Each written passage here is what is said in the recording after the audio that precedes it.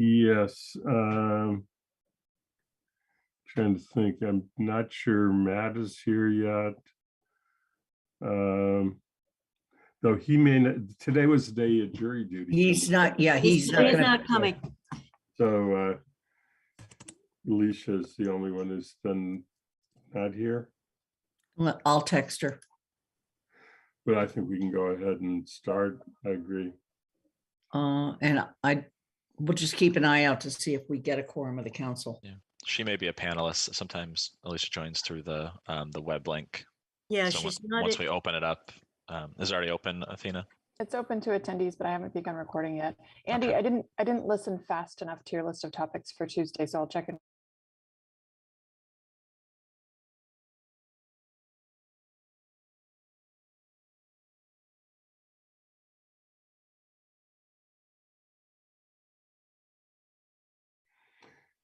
Okay, so good morning. Today is Thursday, the May 19th. It's 9 o'clock, and I'm calling the Finance Committee to order for today. And pursuant to Chapter 20 of the Acts of 2021, extended by Chapter 22 of the Acts of 2022, this meeting is being conducted by a remote means. Members of the public who wish to access the meeting may do so via Zoom or by telephone. No in-person attendance of members of the public is permitted, but every effort is being made to ensure that the public can adequately access the proceedings in real time by technological means.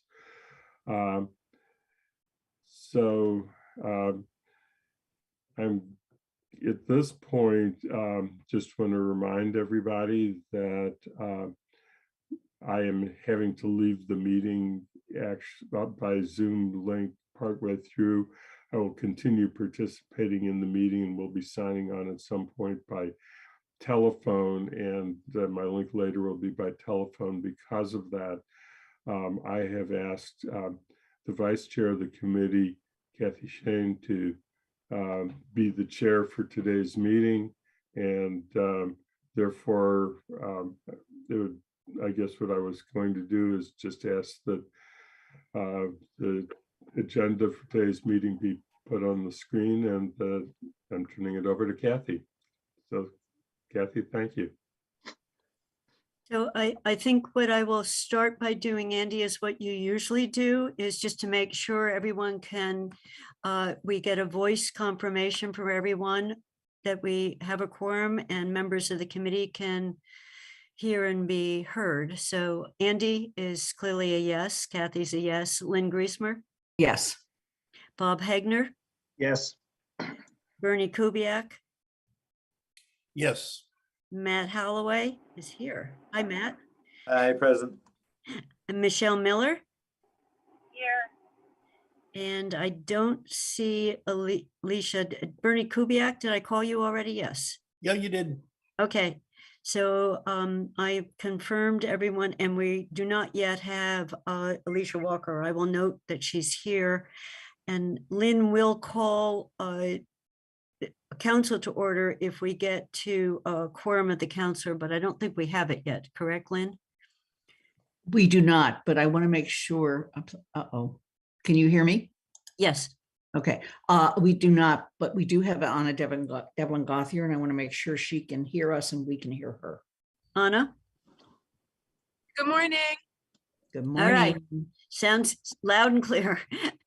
Okay, so I have the agenda for the today's meeting is up on the screen. And what I'd like to do, since I've noticed that I see that Guilford has already joined us, is reverse the order. We will, if there are any other overview of the budget questions or discussion, we can come back to that. But I would like to go right into Public Works. And I believe Lynn wanted to make some opening remarks before we hear from Guilford. Lynn was in charge of this section of the budget for today and sent questions in advance, and I believe Bob then sent her some. So Lynn, I'm going to ask you to start before we then turn to Guilford. So I want to start by thanking DPW for some very, very outstanding things we've seen in town. One is the terrific Kendrick Park and all the work that was done to design that and do that, and the various other park things that we've seen done. The other thing I want to point out is you listen to what Guilford's going to introduce us to and the questions is the comprehensiveness of DPW. And one of the things that often happens is people will say, well, how does our DPW compare to other DPWs? And the problem is you have to look at what's inside DPW and its many departments to be able to ever do a comparison. Because unlike some places, for instance, have a separate water department, or they'll have a separate sewer department, or something, roads might not be under DPW. In our case, everything that's under DPW that could possibly be under DPW is under DPW. And so when we look at DPW, that's one thing. The other thing is, as you look at DPW, in so many instances, it's things we either take for granted or we don't see. And so it's probably one of the least understood and maybe appreciated departments in terms of what they do to help our town run literally every day. So with that, Guilford. You need Wow, to. thanks a lot. That was really nice. I mean, a lot of these projects come about from a lot of different things. A lot of people have input into it. But you know, one of the things that makes things like Kendrick Park work is the staff we have. We have five people upstairs who are our engineering staff, and Kendrick Park was designed by one of them. He took all the surveys and all the input from all the people in all the different committees, and Paul Dethier put it together and he built that park. And he oftentimes had designers block and was like, I don't know, I think we should do this. And, you know, but basically we turned him loose and said, make yourself the park you want to have. And he took everybody's inputs and made a park out of it. And he drove that 100% and made that pretty much the way it is now. So it's good people that make this work. As we get into some of Lynn's questions, we'll see that it is kind of a problem. We're going to have some problems soon. We're having some problems getting people to work for us, and some realities will be setting in the coming years that the town may not. Well, there are challenges for the town farther ahead is the way to put that. So just saying that, how would you like to start going over the budget? Do you want me to answer that, Kathy? Yeah, why don't we go in? Yeah. I mean, Guilford, if you want to give an overview, that would be fine. We've all had the budget book for a while. The fact that DPW covers, you know, a fair portion of the budget book, as well as the funds. But I think if you just quickly review which departments are in DPW, and then also the various funds we're also going to look at today, just a word or two about them. And then I think we can start with the questions. And I'm sure there's questions from other counselors as well. All right, that works for us. Works for me. Sorry. So like Lynn said, there's several different divisions within the DPW. We have, and we actually, as I like to call it, 4 types of money, 4 different colors of money. We have general fund money, we have water money, we have sewer money, and we have actually 5, water, sewer, general, transportation, and solid waste money. We use money from all those different funding sources, as well as capital money. So in the general fund side, we'll talk about them first. We're made up of the administrative department, which are our clerks and office staff. They take work requests from people on the phone, see click fix requests. They funnel those out to the people they need to go to, and they feed the information back in. When we get to the questions, one of the questions is, how does that work? And that's one of the answers to that, but we'll talk more about it. The engineering staff I talked about is also in the administration fund. There's 5 people upstairs. We have the town engineer, an assistant town engineer. We have an environmental scientist, and then we have 2 engineering technicians. The engineering technicians and the assistant town engineer spend a lot of time during this season managing jobs. One of the engineering technicians is out on North Pleasant or Northampton Road right now, getting wet, overseeing and helping the state with making sure our part of that project goes in like we'd like it to. And our part of that project is installing a new water line before they pave the road. We designed that water line replacement in-house. That was done in-house, and we passed that on to the state contractor who added it to the state design work. So inside engineering is a lot of expertise and a lot of capabilities. The next group I'll talk about is the highway division. That's the largest group in the general fund side. Highway division, they handle all the roads, roadside mowing. They also handle all the snow and ice. So this group, there's roughly two to three, there's actually three crews in it, 2 highway crews specifically, and then another crew which handles the sign maintenance, and it also handles the parking meters and parking signage as well.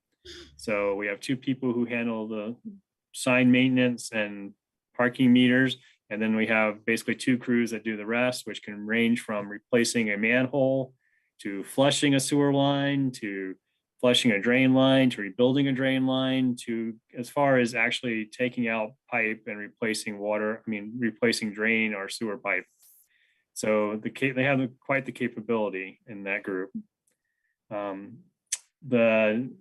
we go down the list on your chart, in your organization chart, we'll just hit the next one, which is street and traffic lights. Street and traffic lights is actually a group that exists mainly just to hold the general fund money that we use in this this endeavor. We have 2 electricians on staff, and they maintain just about everything electrical for the DPW. And they also do a lot of work for the rest of the town and the schools as well at times. But traffic signals and traffic lights is here in this budget. This budget pays a little bit of personnel cost, but mostly this money goes to paying the electricity and the cost of replacing a light or to do some upgrades or to make some repair. Traffic lights is the same. There's no money for people in that account. There is money for maintaining the street lights and for actually paying for electricity. Equipment maintenance is the next one on your list. That's at the top on your org chart on page 138. Right. Equipment maintenance is in the general fund. They maintain all our vehicles. They also receive money from the enterprise funds to maintain the enterprise fund vehicles. So if you look closely at the budget, you'll see there's some transfers from the enterprise funds to the DPW. And most of that is to pay for some staff work, which is the administrative staff, and also to pay for equipment maintenance to repair their equipment. This is their trucks. It's not the equipment like in a water treatment plant or at the wastewater plant, but it's for their vehicles. Equipment maintenance is mostly vehicles, snow plows, mowers, large machineries like the loader, the backhoe, the large John Deere mower we have too. So this group of 3 people maintain all those. The next group is tree and grounds. Tree and grounds, as it is, they take care of all the shade trees. They also take care of all the grounds. Mostly the grounds, the easiest way to think of the grounds is if it's a large piece of grass, we mow it and we will do things for it. Amy's smirking there. There are some overlap. In the school department, we do some mowing for the school department, but then they do mowing too. So there's some little bit of overlap. The town hall people, they have a small yard, they maintain their yard. The DPW doesn't maintain town hall. It doesn't maintain the yard at the Jones Library either. So tree and grounds maintains Groff Park. They maintain Mill River, Plum Brook, the Commons, and those types of things. Tree and Grounds also does swimming pools, kind of a neat thing. And we have our new spray park. We do spray parks too. The spray park actually is working. If anybody is concerned about it, it does work, and it will magically probably start working tomorrow and stay on for the season, since it's going to be so hot this weekend, just so anybody who's listening will know. You can pass the word around. This group does all that. This group also is responsible for our 3 cemeteries. So they also will dig the graves and close the graves for people who pass on, and that needs to be taken care of. So that group there has a lot of different things, and one of the things in this group is, and actually in all the general fund sides, is we're just not putting enough into the groups to give the service level that the town residents are asking for. More and more the service levels are increasing, but the money is just not there. In 2005, the money for the highway, or for the construction maintenance group, that was budgeted for materials for that group was $155,000. That was 2005's budget. This year's budget, or actually the approved budget for FY22, the number is roughly $60,000. So over the years, we've cut that budget for material down, but then inflation has hit it, and people ask why we can't do as much as we used to do. Well, it's not, the money isn't there. I mean, we do use some general funds sometimes when we start running out of O&M money, but operation and maintenance money has been reduced over the years, at least in that division, and then some of the other divisions as well. That's the biggest one. So as you think about what's going on, even though the budget lines are going up, that's mostly paying for people's salaries.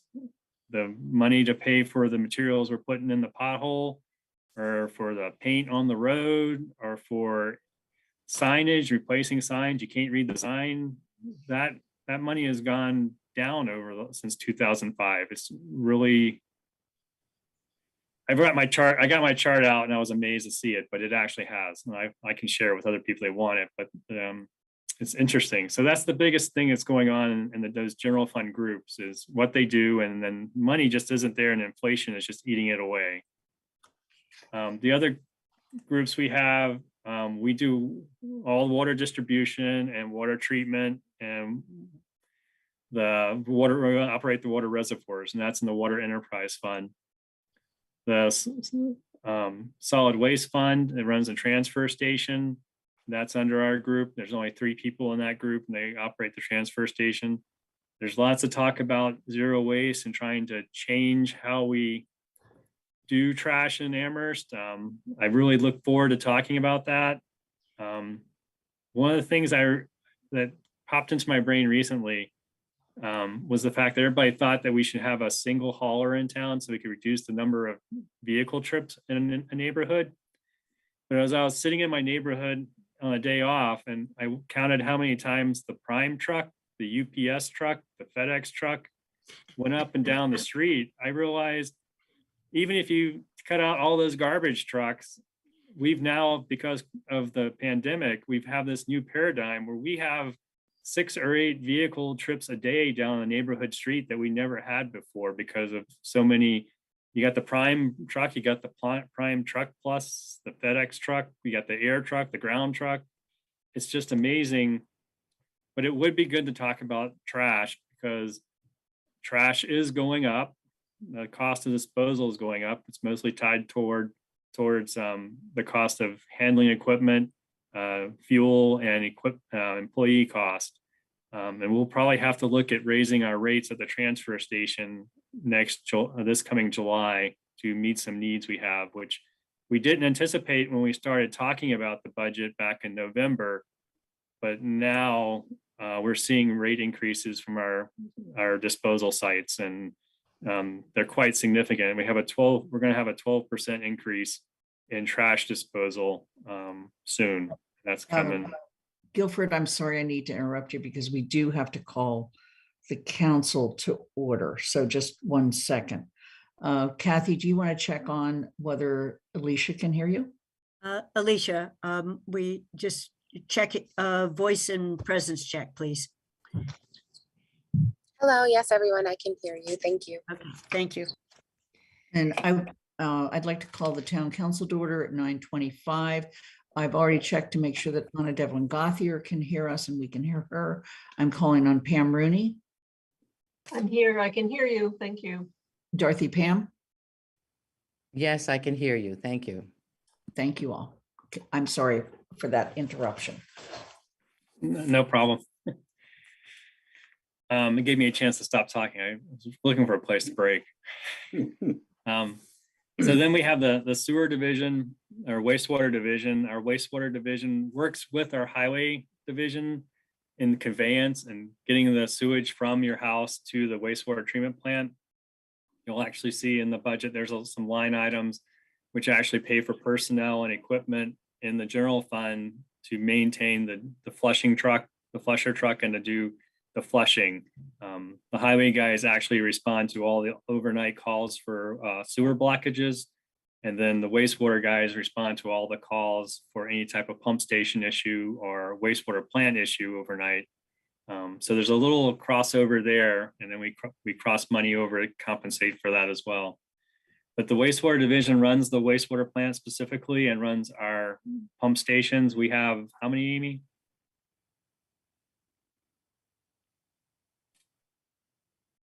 22 pump stations. 22 pump stations. One of the things we're looking for in this budget, if you notice in the capital for wastewater, is that we're actually looking to replace one of our pump stations. It's a pretty significant number.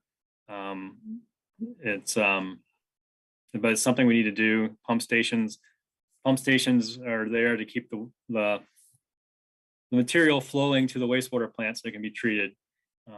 That's one of we actually have a great many number of pump stations, more than most communities our size, which is something else. When you try to compare our community to another community, just the miles of sewer and the number of pump stations we have are not common for a community our size.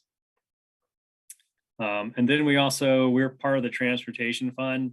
We have 1.5 people who work for the transportation fund. Predominantly, those 1.5 people cover meter repairs, not changing the money or collecting money, but we do meter repair and maintenance on the meters, which include the single post meters and the kiosk. We also line the parking lots. We sweep the parking lots. We replace signage in the parking lots, and that all falls under our part of the transportation fund right there. So overall, that's kind of the whole big picture of public works and a little what we do and what the highlights are of the budget. So it might be better just to go to questions next if we want. Guilford, I was thinking that you might want to introduce Amy because some of the counselors may not have met her, although I think you gave a great demo of what sludge looks like in sewers at a council meeting to all of us. So Amy Rizecki is the assistant superintendent. She's in charge of all the operations, and most of the divisions, all the divisions report directly to her for the day-to-day operations. She works with me and then the town engineer, Jason Skills, who manages he manages all the construction projects we have. The three of us are the top of the pyramid and try to make sure all the balls keep moving in the world. Okay. So I sent a set of questions, Guilford, to Andy, who also sent them to Kathy, to Sean, and to you, and I think I even CC'd Paul.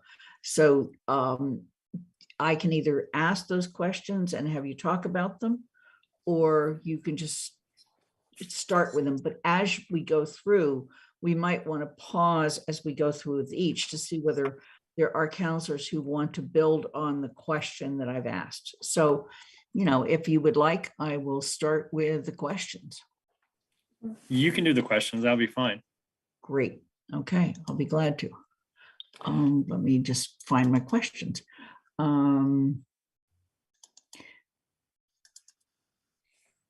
Okay, so the first one was really about resident work requests. As counselors, particularly district counselors, one of the issues we hear about is requests to DPW for everything from potholes to water runoff to, just goes on and on. How do you respond to these requests? How do you follow up and communicate with the complainant? And do you have a quality control system that basically shows how long it takes to respond, or at least to let them know what's going on, how long it takes to fix the problem, et cetera?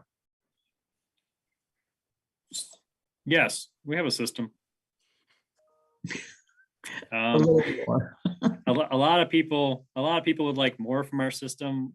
We would like it to do a little more than we have, but we do have a system. We use C-Click Fix. We did have another system that we were using, but it actually got too expensive to keep paying the software and the annual dues for it. So we got rid of it. So mostly residents will send us a request either through C-Click Fix or through an email or a phone call.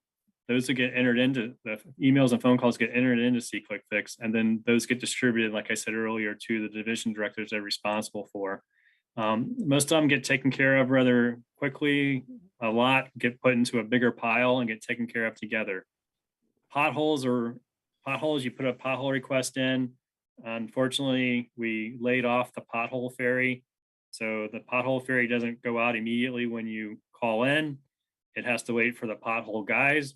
The pothole guys get a group of potholes together in a certain area, and then we go work that area. And then the next day we'll work another area. I wish we could bring the pothole ferry back, but I don't think we'll ever be able to do that. So potholes are put together in a group to go out and work on. There are people who make a call in with something which is also not something that can be taken care of immediately. Sinkholes, those things we have to go through a process of calling in and making sure we have all the material to do it. We call into dig safe and get a dig safe. We have to get materials sometimes. Sometimes they can't be repaired when a person calls in because it's the middle of winter, and we'll just, if the sinkhole is not bad enough, we'll just kind of let it sit until the weather gets better to do work on it. So a lot of things go into when we actually get out and do the repairs. If the biggest call we're getting right now is Bay Road is rough. It's not potholed, it's just rough. All the pothole patching has made it a little uneven. We are going to pave it. It won't be paved until probably closer to the August time period than July, August time period. So we just have to wait for our paving contractor to come in. We do some feedback. Feedback could be better. We're working on that. It's just something that takes time to work out. And with getting rid of the old program we had and just using C-Click Fix, it's kind of sometimes a little bit of an issue, because sometimes with C-Click Fix, you don't have to give any information on who you are, how to get back in touch with you. So we have no way of contacting everybody who calls in sometimes. Yeah, I was just going to add that if people, I would encourage people when they enter work requests in, if they want that feedback loop, if they put an email, then they, even just certain things, this has been forwarded to a division director, this work order has been complete, those emails will automatically go out. If people don't put that in or don't give their email address, then that's, I think, where there's not an automatic update as some of these things happen. And that's where the communication lacks a little bit, because we don't always have the manpower to, call somebody back and give them an update. So an email would be much faster. If people would do emails, then it can auto generate. And then if they have a question, they can certainly follow up and we can get them more details, but at least that automatic email in the system will give them some status updates. So I know that Bob has a question, but will the click and fix allow you to pull out and analyze like a monthly report or something that gives you a sense of numbers of calls, numbers of responses, how fast the responses were? I'm going back to the quality control question. It does and it doesn't. So if you just want to know calls and how fast they were taken care of, it can do that. But calls that get grouped with other calls, there's no way to track that in See-Click-Fix. There's not a, and that's what the work order system we used to have did. You could take them and you can group them together and just make it into one work order. Then you can track that one work order. So you have some information that can come back from See-Click-Fix, but you don't get the full picture because of that grouping of calls we do together. Okay. Kathy, yeah. Yeah, Bob, and I also have a question. So Bob, go ahead. Yeah, I just wanted to note that many software packages have a screen where certain information is required. Maybe you could modify the system so that an email is required in order to submit a work request. That might then increase your ability to track things. I don't know if you can do that or not with that software. We did ask See-Click-Fix and they don't require it. You can be anonymous. So we just need to tell people, if you really wanted a response back, put an email address in there and we'll get an email back. I'm just going to follow up on that. If I don't want to get off my Zoom screen, but is that instruction to people in big bold letters when they go on to See-Click-Fix? Like if you want to hear back, tell us who you are, put in whatever field. And then the second question, Gopher, just on this is the actual data, which is in your table on page 141, shows a big decline since FY17. It's down by not quite 50%. But do you have any sense of that? Are more calls coming in by phone? Not if this captures. I just was wondering why there's been such a drop off.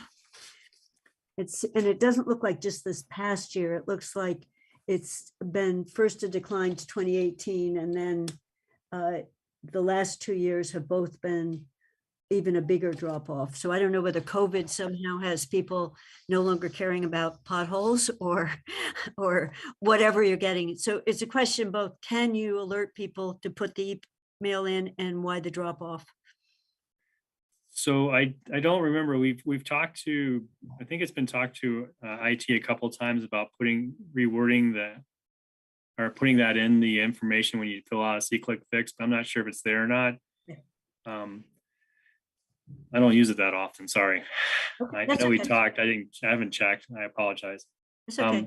Go for it. I just went in and did a pretend one, and it says, if you would like the city to potentially contact you regarding this issue, please leave your phone number below. So maybe there's something we can do there to just update that. Yep.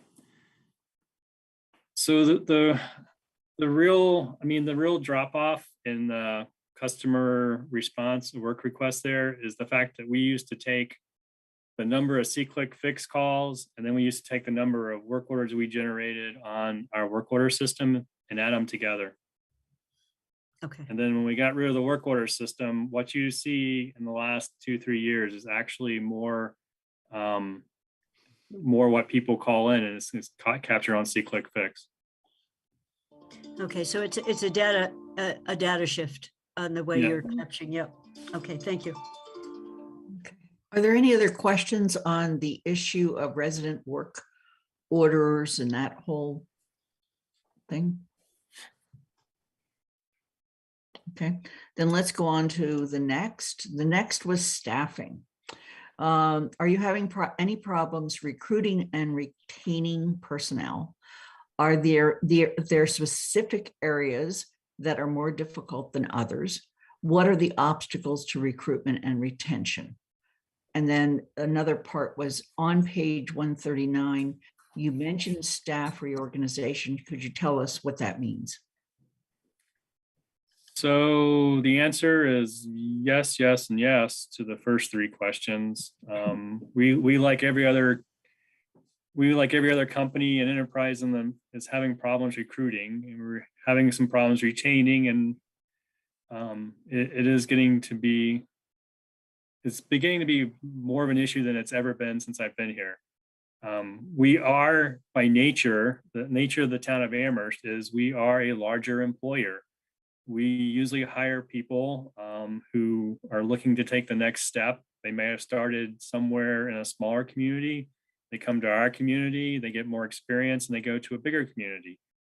That's just kind of the nature of being a medium-sized town or small city. It's just kind of, that's our nature.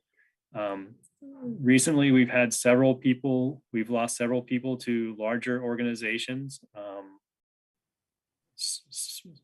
Springfield Water and Sewer is one.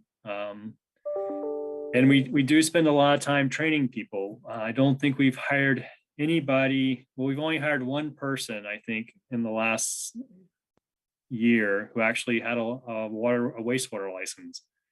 Everyone else we've hired had no license. They were interested in the field and had some background, and we have gotten them licensed. And that goes back many years, and that's water and wastewater. We hire people that are good workers, interested in the field, maybe have some sort of experience or education, but we do the investment in getting them the license and getting them the experience. And some people stay with us, and other people use that to then move on to, higher opportunities in other locations now that they're licensed and more qualified.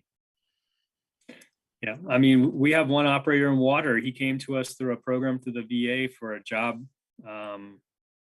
career training for a new job. And he's been with us for a long time, Matt Yoder.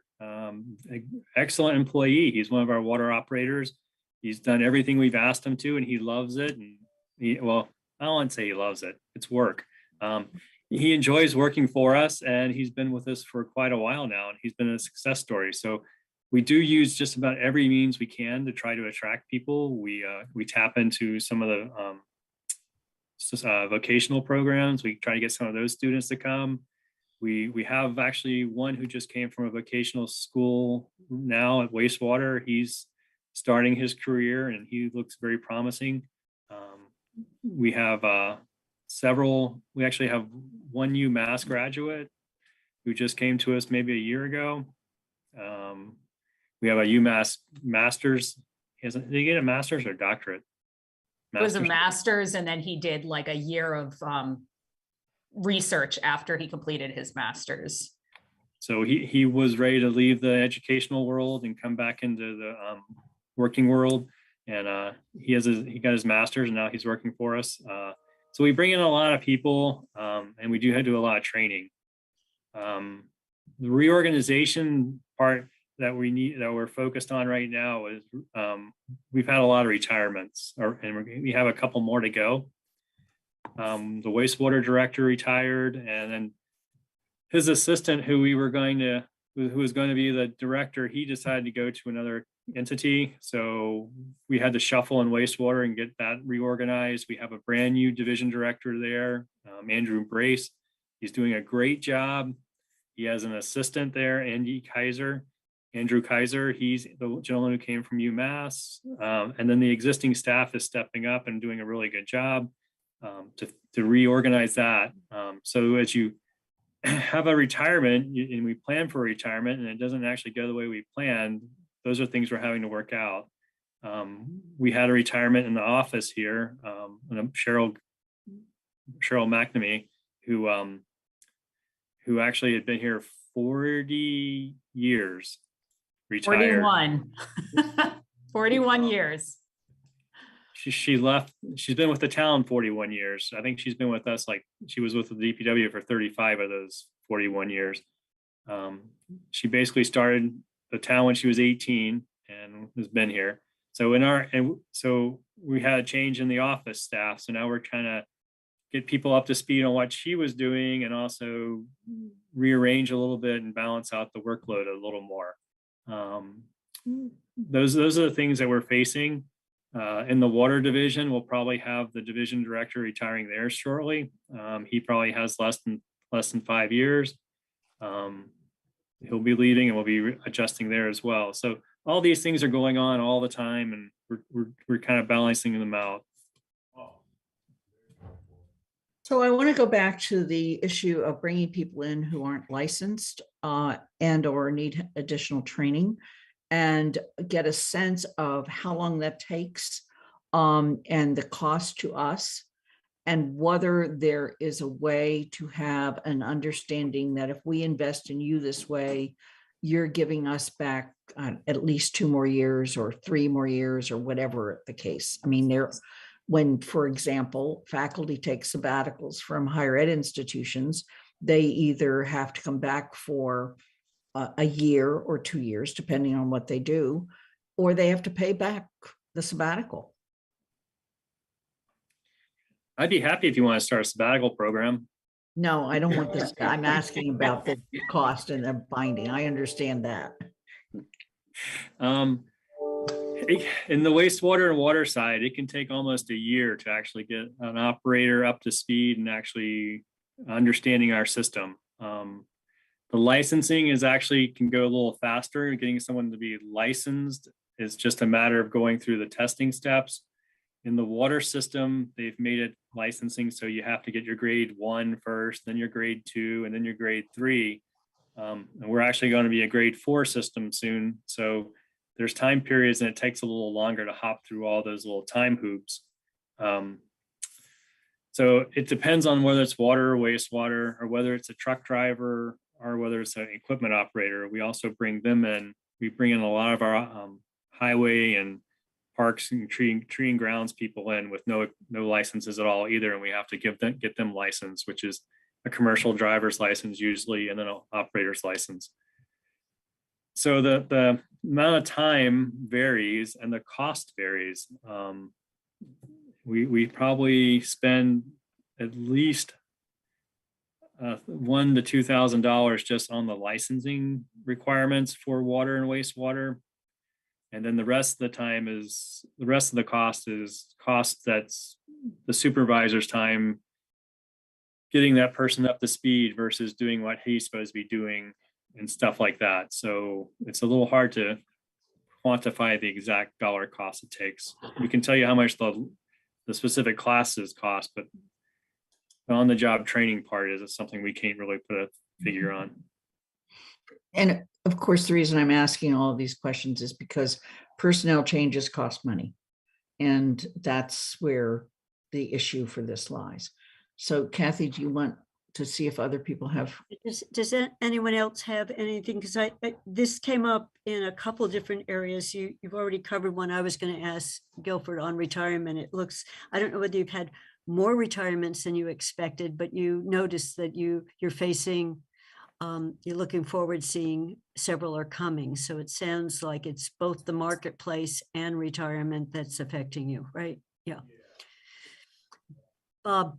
Yeah, I just wanted to add that, I come from the private sector. I'm retired now, but the company I worked for would, in some cases, pay for classes, language classes, other things. But if there was a but associated, which is if you got that money, you had to work another 2 years or something like that. Otherwise, you had to pay the money back. So I do think that is a common practice. It's certainly in the private sector.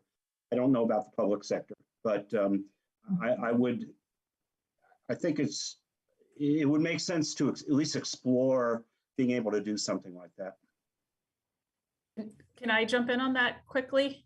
I'm a huge fan of that. A couple years ago, I think I reached my wit's end with training operators and then losing them to other systems. We packaged them nicely and then sent them off to their real job is what it felt like. Like we were doing all the investment and not getting the reward. Yeah. I believe some of the challenge though is that everyone that works here, they have an association contract. They're basically a union. And so there's just the challenge of, making it okay with that and writing that into their collective bargaining unit. So I think it would just be a little bigger process, but one that I advocate for sure. I'm just going to add to that and say faculty at the University of Massachusetts and staff are unionized as well. And it had to get negotiated into their contracts. I mean, this is money that we're investing in people, and I think we have every right to expect some level of continuation with us for a period of time after that investment. So I see both Anna and then Bernie. Anna? Yeah, hi. So I'm curious you said you've got a decent number of retirements coming up in the next 5 years. I'm curious if you're doing any sort of formalized succession planning for those roles. I'm assuming that, folks who are retiring have hypothetically been here for a little bit longer. And to replace those roles directly would cost a little bit more because there's training. And so I'm curious if you have any succession planning programs set up so that you can move folks internally into those roles as appropriate. And then hire kind of quote unquote lower down that ladder, right? So that you can build a pipeline. And also, that encourages employees to stay, et cetera, when they see potential for growth and all of those good things. I'm just curious about what you've got in play for that. Thank you. So in wastewater, we had a really good succession plan set up for our wastewater division director when he retired. But then when it came to offer it to the next person, we didn't have a compensation plan that could compete with the outside world. So our succession plan fell apart.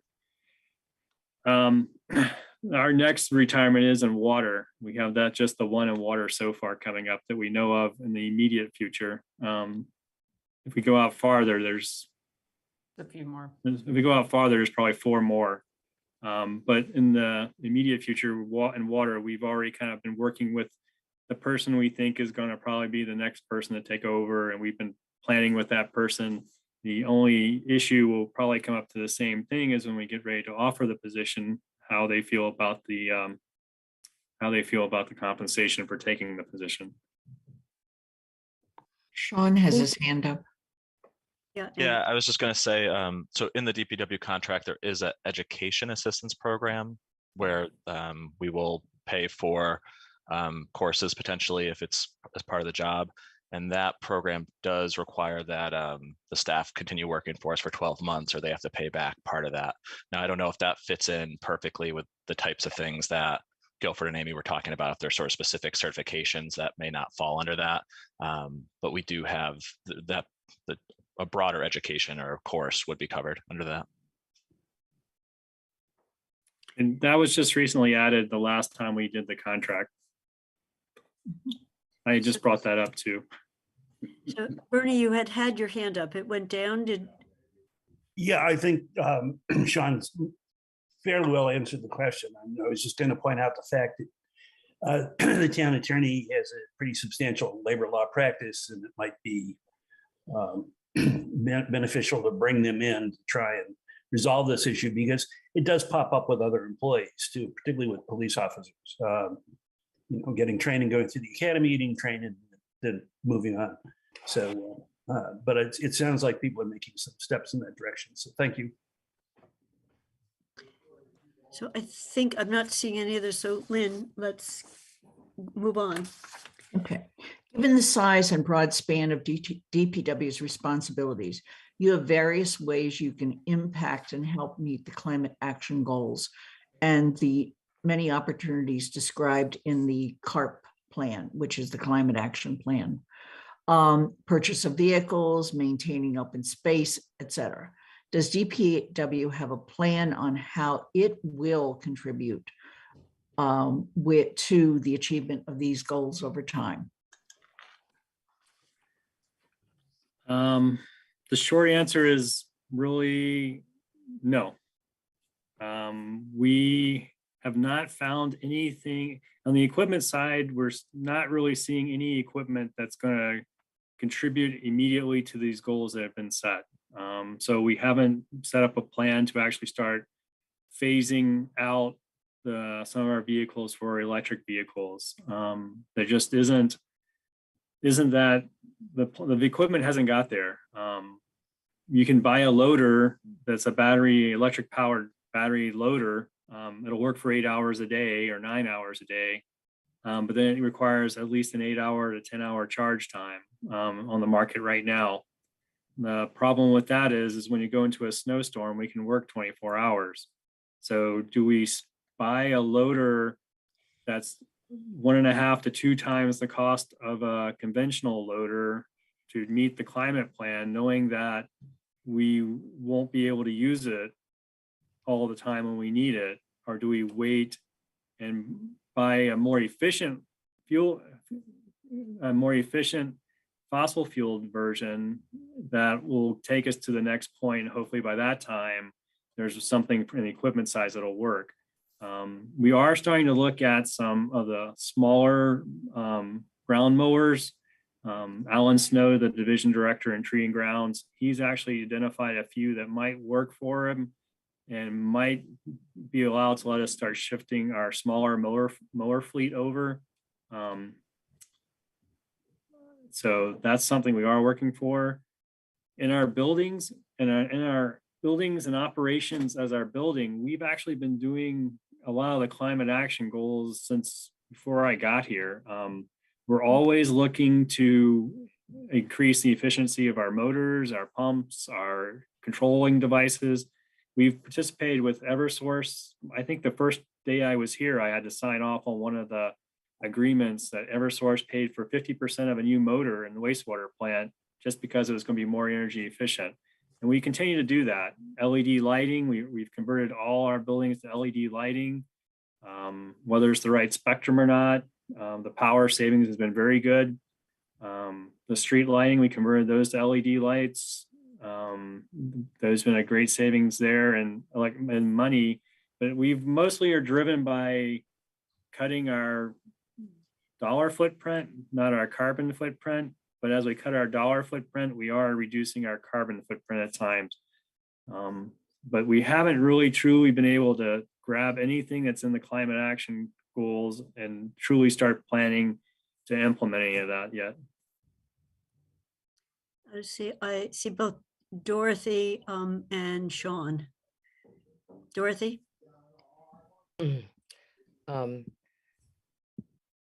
I'm not sure. Okay, I'm trying to do the picture and I can't do it. Okay. I'm not sure what Guilford just said about Alan Snow. Are you talking about leaf blowers? Does the town use gas-powered leaf blowers? Because there's been a lot of complaint from many directions about their use. And that seems to me something that I know that it's an expense to change over equipment, but that seems to be something that the town could do now. So just interested in the response. So yes, we've looked at leaf blowers. We've looked at the smaller, the 52 and 48-inch deck riding mowers we have, and some of our smaller weed eaters and so forth. We've looked at those. We could switch over now. The problem being is they do cost more than a conventional machine, and we do have to have more batteries and more charging capability with our equipment as we go through the day. So we would have to have some way of charging those batteries, whether we have a trailer that's solar powered that can charge the batteries as we're working, or we have to go back to the shop and drop the batteries off and change the batteries, or we have to buy enough batteries that you can work the whole day and then go back to the shop and let them charge overnight. There are little issues we're working on, but we do think that the Tree and Grounds equipment is probably going to be the first place we start looking into some of this stuff. And we do use gas-powered blowers. And right now, unfortunately, they are the most efficient for the times we use them. That would seem to be something that some of the state money and grants could do to pay for all the expense of the transition and the things you mentioned. So Sean, your hand was up, but it did go back down. Yeah, I was just going to a few quick things. I think all the departments are struggling with the vehicle element of the CARP, mainly just because of the technology and the availability. Like the police department, it's a little easier because of the types of vehicles they use, but the departments that use larger vehicles, I think that's going to continue to be a struggle. I was going to just see if Guilford wanted to speak a little bit more about, there's a couple pieces in the CARP that I think you have done some planning on, and that's related to like stormwater management and some of the reclaimed water and reused water. I know those are two pieces within the CARP that you guys are doing a lot of planning around.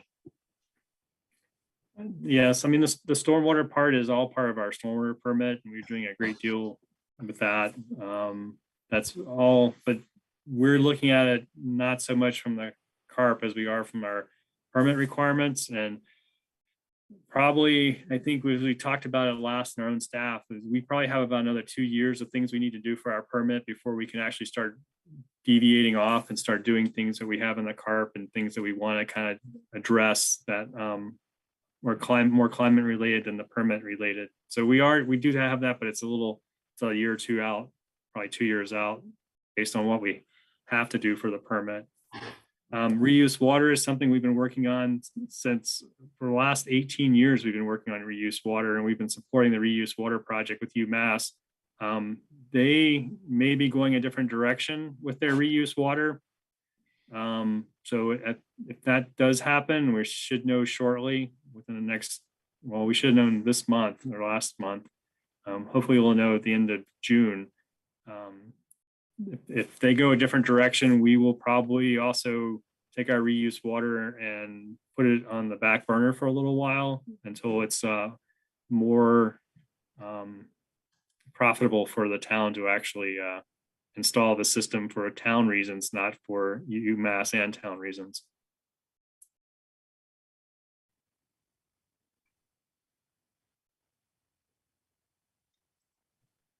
Kathy? You're muted, Kathy. I was muted. I'm sorry. Anna, please unmute. Thank you. So, all right, I get it with the things like plows that yes, you could reasonably, expect 24 hours, but I do think, the things that do reasonably only run for an 8-hour shift kind of at the max, or at least during daytime, right? It would be really great to see some sort of phasing plan for those things. And I recognize that a lot of that is probably what you were saying, right? Is more trees and grounds. But I think it's also important to consider when these things are being used and for how long, right? Like realistically, there are some things that need to be equipped to be able to run for more than the charge time, right? But I think it's also important to recognize or maybe to kind of consider which vehicles can we use which vehicles would we only need to use for 8 hours that we then could allow to charge for the next shift or whatever, right? Like it goes for one person's 8 to 10 hour shift and then charges again. And the phasing plan for that could be really beneficial just to kind of consider as we go and as these vehicles continue to be more available and more affordable.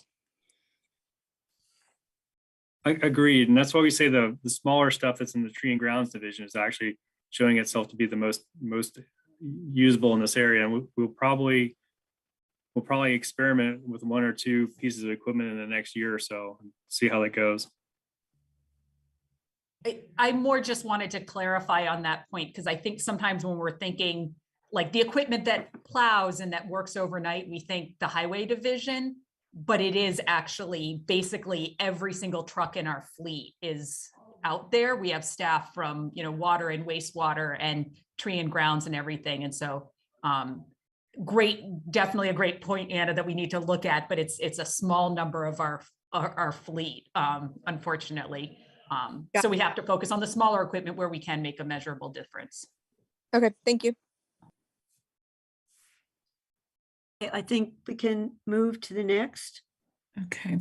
And Guilford, this question is really more to help people understand the breadth of the issues you deal with.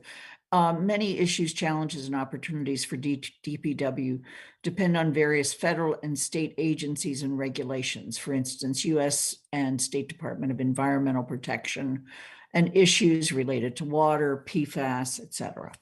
Can you just give us a sense of all of the different agencies that you must work with that regulate the work you do? And you may want to provide that to us in a separate list, but just give us a sense of some of it now. And I know, Amy, you have some of these very strong connections as well. My guess, but please go ahead. Oh, do you want the list we must work with, or we try to avoid to work with? Well, no, I think must work with is where we need to go.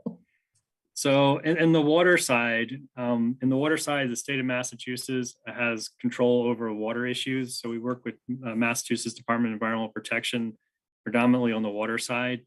DCR is actually also involved in those conversations with water. They help set the permit requirements and safe water drinking yields and so forth. So we work with DCR. We work with you might want to not use acronyms. Oh yeah, DCR is Department of Conservation and Recreation. Yes. We work with them. Many of the other environmental agencies of the state, I won't give their acronyms, but there's the Fish and Wildlife people and ecological restoration. Those people also get involved in some of the water stuff we work with as well. On the stormwater side, the main controlling group in the stormwater side is actually the U.S. Environmental Protection Agency, Region 1. They manage stormwater in Massachusetts because they haven't given delegation to the state yet. So we work predominantly with the EPA on that, but the state also has its rules. So the Department of Environmental Protection Stormwater Group is working with us on that. And then when you start working in the stormwater world, you also bring in more agencies of the state as well. We have had to also work with the Coast Guard for stormwater because the navigable waters of the United States is controlled by the Coast Guard and Army Corps. U.S. Army Corps of Engineers has been involved in some of our work as well for permitting. Stormwater just gets to be wild, and crazy. In the wastewater side, the state also doesn't have control in the wastewater side. The primary control agency is the EPA again. So we work with the EPA wastewater side. And then we also have the state agency, the State Department of Environmental Protection's wastewater people in there as well.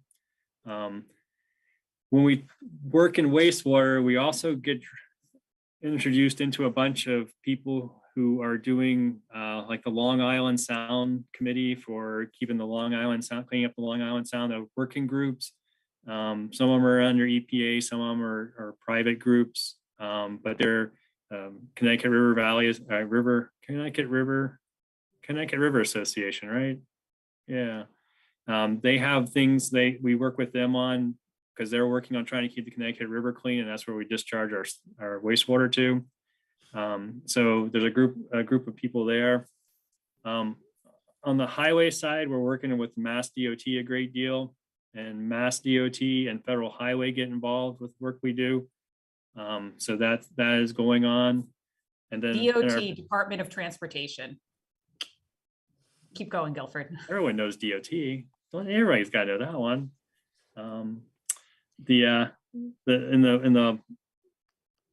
Actually in the Tree and Grounds Division, we actually end up working with some really interesting groups. Because we run the cemetery, there's some issues with our Board of Health and with the state boards that control the disposition of bodies and so forth, and we have to deal with that, plus tracking the people we bury tracking the people we intern, sorry. And then there's a whole slew of them. And then almost every day we're dealing with the Town Conservation Commission. We're dealing with environmental protection for the state environmental protection for wetlands and endangered species. The MEPA requirements, which are the mass environmental, bigger requirements that actually can trigger whether you have to do a full environmental impact study or not do a full environmental impact study. Those are things we have to think about just about every day when we're doing projects with roads and water and drainage. Oversight by agencies outside the town is quite a big thing we do. I think I got most of them. I might have left a few out. Right. But building on that, do we have, this is probably a dangerous question to ask, but of the various things that are considered to be contaminants like PFAS, what would you say are issues that Amherst itself has a problem or a potential problem with?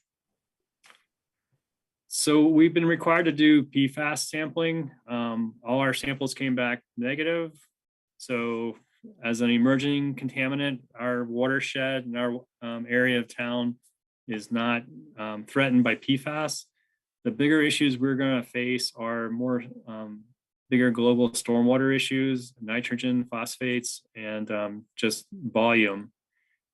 So the nitrogen and phosphate is mostly going to come from our wastewater system and what we can discharge into the Connecticut River. And then we're also going to see those contaminants in our stormwater requirements. There's some Tmdls, which are total maximum daily limits, which are going to be set for our stormwater and our wastewater discharge. A lot of that is still being worked out. We have some of the Tmdls, but we don't have all of them. Those are coming down the pike as well. Something that is just now getting a lot of attention is PFAS and wastewater. And that, if you've been following the stories in Maine where you have farmers who are out in the middle of nowhere and their wells are now contaminated with PFAS because they actually applied sludge to their farms for fertilizer because that was a good thing to do then, they're now having PFAS problems. So I imagine PFAS will also start to be looked at in the wastewater side too, but that hasn't really happened yet. So those are nitrogen, phosphates, Tmdls are the big things that we're kind of looking at right now as being kind of threats to us. When I wrote the question, I couldn't remember what PFAS stands for. Maybe one of the two of you can come up with it. That's an Amy thing.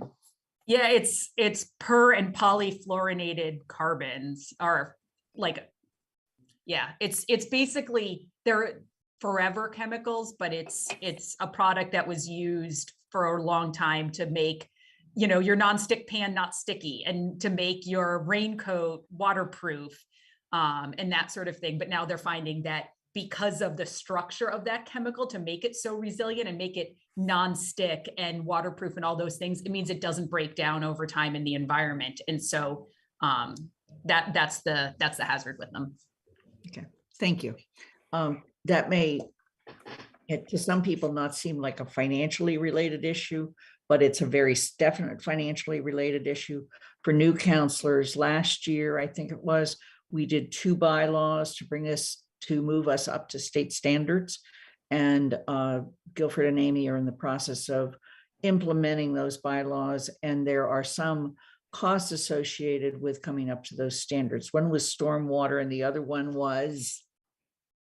It was the IDDE with the illicit discharge and what's the other D? Illicit discharge elimination program. Thank you. Thanks. Those were very exciting presentations. Any if you can't sleep, follow-up? invite us to a meeting. Yeah, right. Any follow-up questions on either of any of that before I move on?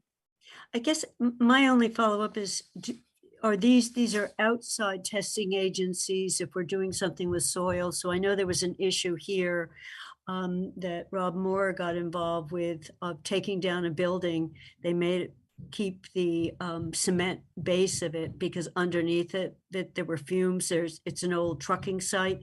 So do you get involved with any of that, or is that just something that's on your radar screen that someone else is looking at? Is that a different entity that is that's my question on the contaminants issue? We get involved in it if it's in the public way, or if it's one of the buildings and that we operate, we'll get involved in that, but we don't get involved on private property with it. Okay, thank you. And we do get involved if it's leached across into something we own too sometimes. Bernie.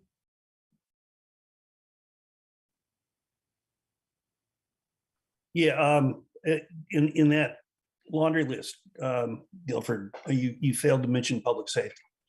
The Dpw is the third component in our public safety response. And people should keep that in mind as well.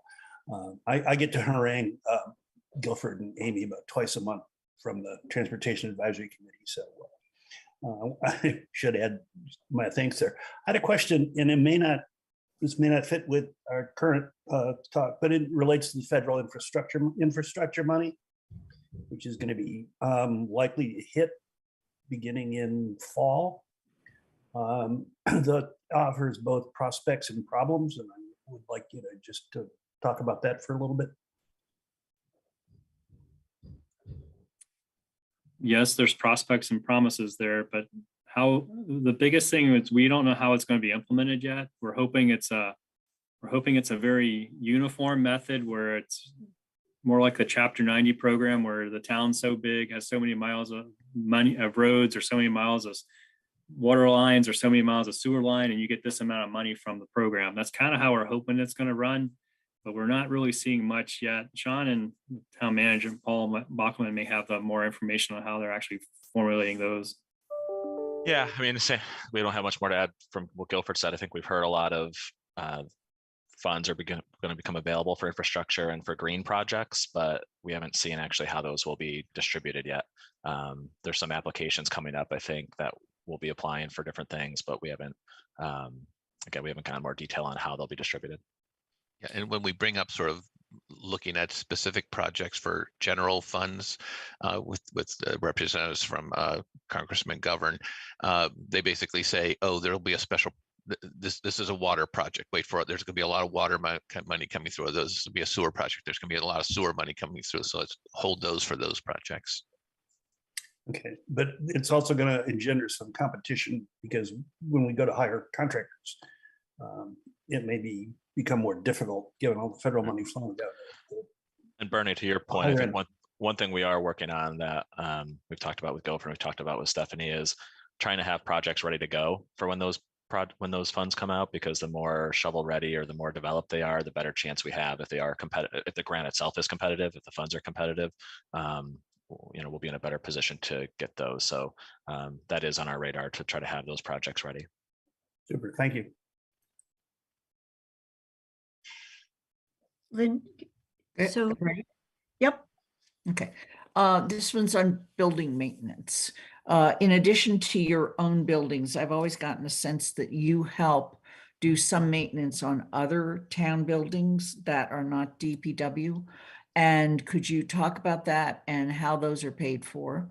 And then also, is DPW involved with our new head of maintenance on the development and maintaining building plans with some kind of schedule as to what we should be doing regarding building maintenance? And I just want to add, the ongoing issue of building maintenance has been on a conversation in the council as long as we've had a council, is just the upkeep of our existing buildings. So we do maintain some building. I mean, we do help with the maintenance of the buildings. Mostly it's big things. Or actually, some of it's little. I guess I say both. The electrician is the biggest thing we do. Our electricians will come. I think we were at the Bank Center. We were at the Bank Center earlier this week looking at a piece of equipment that got struck by lightning. We ordered the parts, and we were in the next day putting it in. So I hope the Bank Center is back working now. It was actually air exchanger, air handler that got broken. So immediate things like that, our electricians usually show up. Water issues, we do a lot of little water things. If you don't need a plumber, but you have a water issue, we show up for those. We've been tasked to come, or been asked to come and deal with some sewer backups at some of the buildings, because we can take the Vector and we can clean out the service lines and stuff. When we do electrical work or something like that, usually the building maintenance fund pays for the work we do. It doesn't pay for our time. It pays for the equipment we order or the parts we order. We do mow some of the buildings. Like I said earlier, we mow the big area around the Munson Library. We mow around the North Amherst Library. I think we were doing the big field behind the fire station at one time. We may not be doing that anymore, but we were doing that one. Those things are just things we do. We're not really reimbursed for those. As far as being involved in a discussion about a bigger building maintenance, that's been on the table, that we need to start talking about it. We've been kind of sidetracked by the pandemic and stuff, but there has been discussions, small discussions about it, and we hope to get more of that going on. We are going to be starting in the DPW. We're going to more formalize our asset management plan. We're going to start with the water department, and that'll actually talk about many of the things you're talking about here: roofs for buildings, painting for buildings, doing things like that for buildings. They'll be in the asset management plan and in a more detailed scope of work for when they need to be done and when they need to be looked at. That's something we'll be starting with water, and we'll probably go to wastewater next, and then to the rest of the public works buildings with. Paul, I see your hands up. Yeah, so yeah, just to add to that, so really DPW facilities are responsible for the town buildings, but they do call DPW, and DPW is really responsive, especially if we need an electrician or someone like Guilford said, and it helps us a lot because it saves us money, it saves the town money, and also they're just readily there, and the schools I think draw on them occasionally as well. It's basically just a team effort on those types of things. I know it takes it away from other jobs that those folks have, but it's a pretty good relationship in terms of the facilities management. Our facilities manager is responsible for building that kind of maintenance schedule, and he's working on that building by building, except for the DPW. DPW maintains their own buildings, and they need to, what Guilford said, they're going to be working on that same kind of asset management program. So there is, I think we maintain our buildings pretty well. The buildings that we've inherited, we don't, they come in poor condition. So I find it hard to be responsible for that. But it is a cost that we need to account for as we go forward, especially as we look at building new buildings. So I just have a quick process question that maybe Athena or Paul or Lynn can answer. Andy is in the audience as an attendee, but he's on a phone, and Athena said she can't promote him. But I need to count him for us to have a quorum of the Finance Committee, because it appears that both Michelle and Alicia are not with us right now. And I believe we need 3 members of the council, the 5 of us. Is that correct? So Andy is here. He's just in the audience. So I just want to acknowledge that we still have a quorum. And Lynn, I think we're 1 short of a quorum of the council right now, because I'm not seeing 2 counselors that were here that are both. So it's all right. It's all right to continue, correct? Yes, good. Thank you. Yeah. And Sean, you have your hand up, and then I have another question that builds on the maintenance issue. Yeah, so just this was related to a question Andy sent in to me. So he asked about how the DPW works with the regional schools and some of the services they provide to the regional schools. And I think Guilford touched on some of those. They do a lot of the field maintenance. We rely heavily on DPW, or the region relies heavily on the DPW to tell them when the fields can be used after it rains. That's a sort of a newer system that was put in place. And I know DPW does a lot to maintain the region's pool. That's another big piece that they rely heavily on DPW staff for. So those are a few of the things. I'm sure there's others. Guilford or Amy, if you want to add. Usually when we do something else for the region, we do get called in sometimes for potholes. They asked us a pothole this year, but we just couldn't get to it. We sweep the schools. Every year we sweep the schools, and they actually pay for the sweeping. We do line painting in the schools. They pay for the line painting. There's other things we do on a case-by-case basis that pop up. I'm just going to add, with several of the town buildings and with the schools, I feel like we always get roped in every year to help with the treating during a snowstorm, and then helping them plow, because they often just don't have the capability to do it as efficiently as we can. So building on Andy's question, that was why I said I had an additional question. Do the schools then compensate us for work we do, especially the regional schools? Some they do, some they don't. If we're preparing a field for a regional football game, they don't compensate us for that. If we're going through and we're treating the parking lots after a snowstorm, we send them a bill for the salt, and they pay for the salt material. They don't pay for their labor. If we are going to we're working on the soccer field lights right now. They pay for all the equipment. They don't pay for the labor. So all the material that was bought for that, they pay for it. So some they pay for, some they don't pay for. And this question goes back, and Guilford probably knows, it goes back probably forever in terms of since he's been here, trying to quantify sort of the exchange of services, because there's lots of things the town provides to the region that the region doesn't pay for. There's some things the region provides to the town that the town doesn't pay for. Use of space for recreation, and I don't know if the town paid for town meetings and things like that when they use the auditorium. So it's always been this sort of understanding that there's going to be some shared services. And I know, but when we can, we do try to quantify. And one of the things Guilford and I are working on now with Amy are just sort of identifying all the things that DPW provides to different people in town, and what are the payment mechanisms for those different activities, so that if we do want to make changes in the future, we'll have a basis to start from. Kathy, shall I go on? Yep, please do. Thank you. Under the street and traffic lights, you mention in your statement on page 153, the number of street light trouble calls peaked in FY21. Can you give us some insight into what's going on?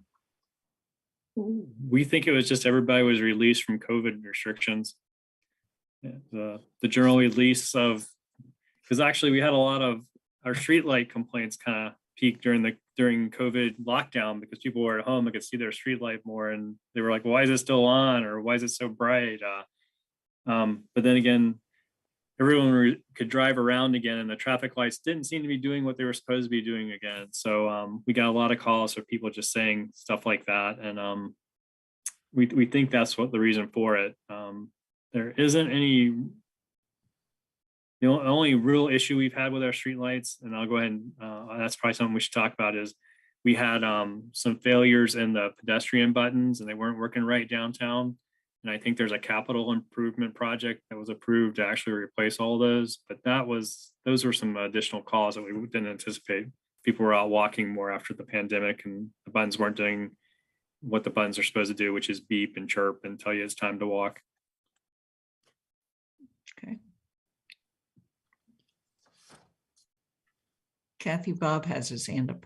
Bob, go ahead. Yeah, since we're on that page, and what is a traffic light knockdown? Is that literally a light post being knocked over?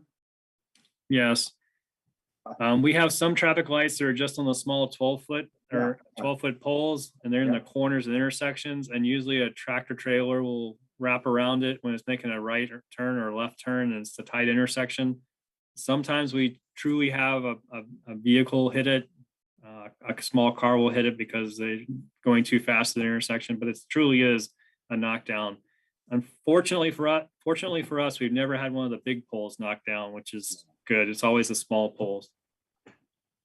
And I just, up in North Amherst, Bob, we used to have a light that got knocked down regularly, and so just on that intersection, what's your perception of how well the smartness of the smart light is working in terms of adjusting for traffic flow east-west? And that's one question. Is it able to adjust that sometimes a day it's worse in one direction versus another, and can it self-adjust, or do you have to do it? And then my other is, at one point when you were installing that, which turned out staff could do it all by themselves and save us a lot of money, which was great. You were going to install the ability to count cars, count people, and count bikes. And I'm just, by observation, it feels like we're having a lot more flow than we used to. And it's partly because those North Square apartments are now full and there are people in them, and it's something we anticipated. So can it count, and are we counting? And then do you have a sense of the flow is? I get complaints about flows, but I don't know whether you get complaints about flows. So we do get complaints about flows. They go out there and they'll analyze the situation and watch it for a while. The biggest, I'm gonna be polite, I'm sorry, I may say this wrong if I say it wrong. The biggest problem with the intersection are people who do not pay attention to the light. They will stop. They'll be doing something in their car, don't know what they're doing in their car. And then the light will change and they won't move. So then the light thinks, well, why didn't anybody move? Must be no one there. So it might take off a couple seconds off the cycle for that leg when it doesn't need to take off seconds from that cycle. So then someone will beep and then they'll realize and they'll move, but then it won't be. So that's the biggest issue we're seeing is people not paying attention to the light. When you're, soapbox time, I'm sorry. When you're driving, please drive. When you need to do something else, stop somewhere and do something else. But don't just drive. Pay attention to what you're doing. That's the biggest problem we're seeing. The light, we haven't found a good system yet for counting pedestrians, bikes, and pedestrians, bicyclists, and vehicles all at the same time. So we haven't put that system in yet. So we haven't been counting. We're still trying to find a system that we can get that'll work. We've been talking to a couple of people. There's a company called Rhythm we're talking to now. They might have what we really want to use. So we haven't been counting. Traffic volumes are up, and predominantly the intersection works well, except it works well most of the time. When I go through to go home, I don't get really stopped. I can make it through in one cycle. But during peak hours, like when I was driving through it after graduation, I sat through 3 cycles of the light. But there were a lot more cars and things were changed. So that's really what we're finding. Amy wants to say something else. Yeah, and I more just want to chime in on that particular intersection. So it does, add and subtract time based on how many cars are queued up. So that's the smart part of this. Guilford, correct me if I'm wrong, but like 3 to 6 months ago, we took a deep dive after we just kept getting all complaints that things weren't working right. And we actually took a deep dive and found that we made like kind of a more major change to the timing, the programming on the timing. And so I think we had a lot more calls before that. And we haven't since we made that change. So there was just something that we realized in the cycle of how I think basically if somebody pushed a pedestrian button, rather than it saying, okay, I was just going this way, so now I'm going to go this way, it just started at the top of the cycle every single time. And so at times it just kept queuing up in some directions because it kept starting with, okay, I go back to if it gets interrupted, it goes back to the start of the program. So I want to thank you for that. And at least one of the residents up here wrote me, did you do something? Because I think it's better. So the answer is you did do something, a perception that it got better. So it sounds like complaints help. Well, and in that case, it was a couple of police officers who got a call and they went up and they watched it and they came in and they said, we noticed this really weird thing. So it took someone really observing it and taking the time to watch it, to notice it. So I'll give credit to the police department, a couple of officers for noticing that and then coming in and letting us know so we could take the time to look for that glitch and fix it. So thanks very much. Hopefully it doesn't come back. So Kathy, I want to note that Michelle Miller is back. So Okay, there's great. no question of a quorum for Perfect. either body. Great. All right, so equipment maintenance. What is the time frame for implementing the digitized vehicle maintenance schedule? We've been saying this is a priority for many years. Right, that's why I'm asking. It's actually a lower priority than some of the other things. So it usually just drops off the work table, and we keep saying we want to do it, but it never gets done. When we start playing with we start building our new asset management system, there's actually availability to add vehicles into the asset management system we're working on for water, and we'll be doing for wastewater. So that'll actually give us a chance to actually look at adding them in and being a little more thorough in getting that done. But it is, out of all the things we do, that kind of just keeps falling off because it is the lower priority. Can I assume that the asset management system, Sean, will feed into the capital inventory? No. Hopefully. I mean, we don't know yet until we have one, but I think if the asset management system has every vehicle in it and it can produce a list, we can use that as sort of a check against our inventory to make sure we have everything covered. We may be able to start adding maintenance costs to the inventory in the future, potentially, if it provides that level of detail. So there may be some additional pieces of information if we can pull it out efficiently, that we could add to it. Guilford, any other comment? We're not expecting to be at that level for many years. The asset management requirement we're working on is something that's being required by one of those great people we talked about earlier, the Department of Environmental Protection. So we're gearing more towards water and wastewater to start, and that's kind of how we set it up, to move the process along as quickly as we need to, because we have a time period under Department of Environmental Protection to do it. The program is a box program that's managed by one of the consultants we have. And if we want to when we start pulling it out and doing other things with it, we're just going to have to, it will be a year or two at least. It'll actually be 2 or 3 years before we're at that point. And then there'll be more to it and more cost associated with it. Okay. But it can do vehicles, and we're hoping to do vehicles. Right. So even though this next question is under equipment maintenance, it really applies across the board. And it's the issue of whether your FY23 budget takes into account inflation for everything from fuels to equipment, et cetera. No. Yeah.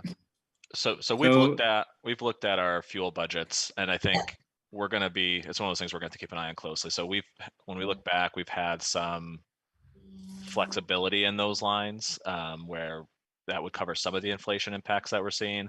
But I think the amount that it's gone up, if it stays at that level for the entire year, it's going to be a concern. Okay. So we can go ahead. The easiest way to remember that is we start the budget process in November. Right. So all these numbers you're seeing are numbers that were put together in November. They know nothing about Ukraine and nothing about the fuel prices going up and baby formula shortages. Those numbers had no impact at that time. Right. So my follow-on question with that one really is, this always relates much more to Sonia, and that is that as we do the quarterly review on our budget, are we going to be able to identify where inflation is impacting us, in what areas? Because while it seems to in some ways leveled off, it doesn't seem to be going down. It's just really, I can answer that.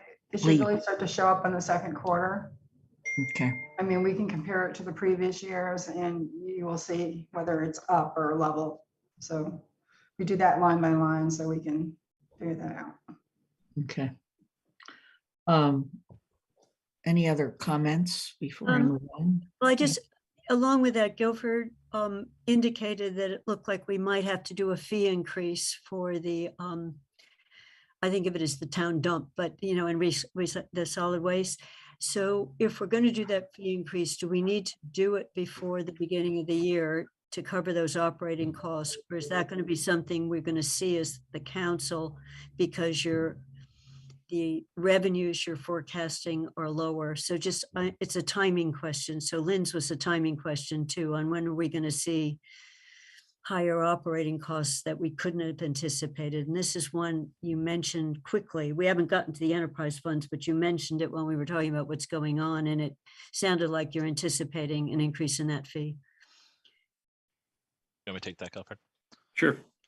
So we're, like Sonia said, we're going to be doing quarterly reports. If it doesn't look like the enterprise budget that's there now can cover the increase in the fee, so you got to separate revenues and expenses. So everything still has to come in underneath the expense budget. If that expense budget cannot accommodate that, we would have to come back and ask for some sort of supplemental appropriation to cover that. Go ahead, Sonia. Can I say something else? We're already seeing the effects of prices going up. I don't know if you remember in the third quarter when I mentioned that a lot of operating budgets are really starting to see the inflation. So they're very close. So we're going to see some operating budgets that have already gone over, but there are savings from vacancies in the salary lines that kind of offset that. So we're already feeling those effects. Because I know Kathy, you said when we feel those effects, we already are. Yeah, you pointed that out when we did the quarterly review a couple of meetings ago. Kathy, Pam has her hand. Pam, yeah, I was going to call him Pam. Pam. Hi, thank you. I'm glad the fee conversation came back up again. I was going to ask if there is, if you would kindly consider a fee structure for use of the transfer station that, has sort of single family homes versus 3 and 4 unit apartments versus apartment complexes, and I'll just call them trash haulers, folks that go around as handy persons, doing trash and so forth. It seemed that the single family homes are actually, paying a much larger percentage of fee than the multiple users. And I just wonder if you could describe the current structure and consider a higher fee for the higher volumes. Thanks. So if you're a resident, whether it's a duplex or a single family, you usually get a sticker for the resident price, which is $100. That's the access sticker is $100 to access it. If you're a commercial entity and identify yourself as a commercial entity, you get it's $120, $125, I believe, for the sticker fee. So yes, that's the way we're set up now. And then there is no difference in fee on what you bring in. So it's the same price for a bag of trash for single family residents as it is a commercial person. It's the same price if we're weighing or we're guesstimating your weight. It's the same price. Kathy, Andy has his hand up.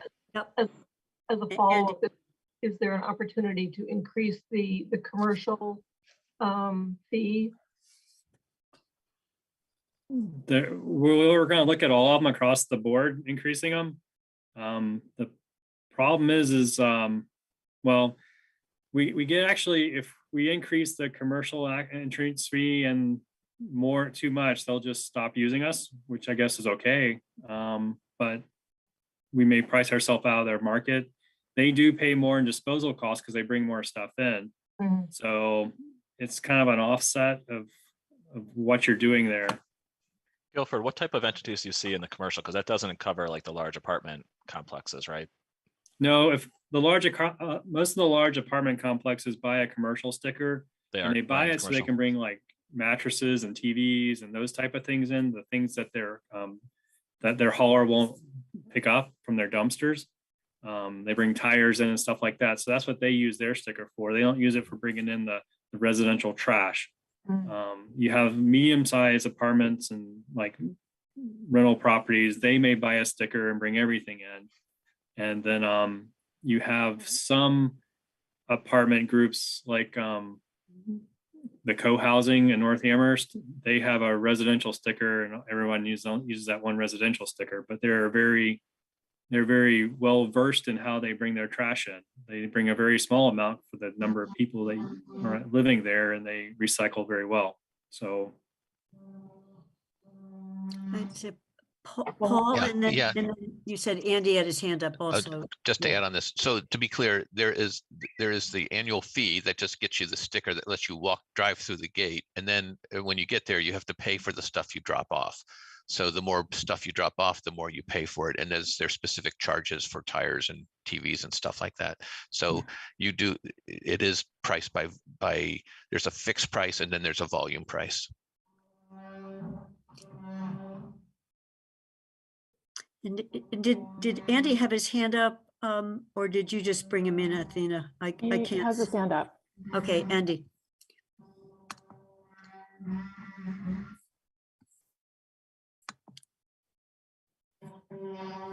Andy, Andy? you're unmuted. You can go ahead.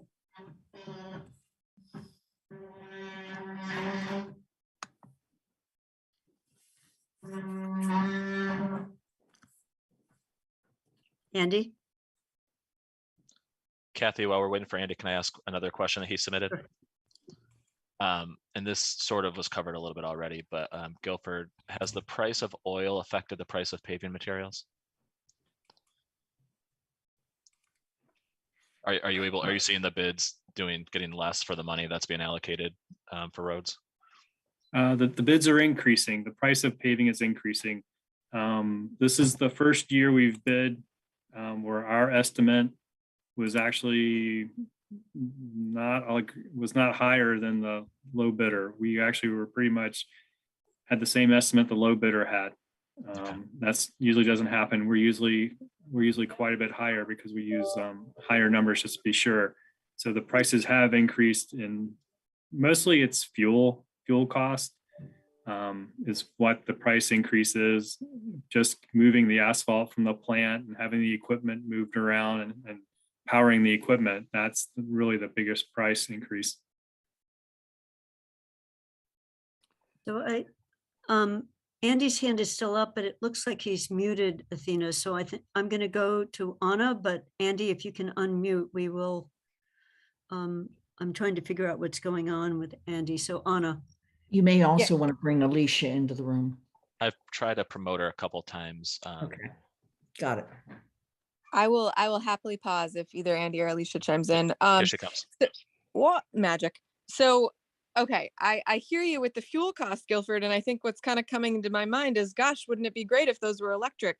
And I know that I am a broken record on this, but I think what I'm curious about is, fuel's not going to get a lot cheaper anytime soon. And so what I'm wondering is if you've worked with the sustainability coordinator on creating an actual plan here for switching over. Because I mean, I was on JCPC, we see the 5-year vehicle buying plan. But I guess I'd really love to see some of that strategic planning and some of that, okay, if it doesn't work exactly the way we use our fossil fuel vehicles now, what would we need to do to shift over, right? It's not a guarantee that we can function in the exact same way when we make such a major change. And so I think something that I'd really like to see and I need to see is that that 5-year plan starts to look a little different as we switch those major vehicles over as possible, and that you're pulling from our town resources for support in that, right? I don't think that it needs to be all on you and Amy to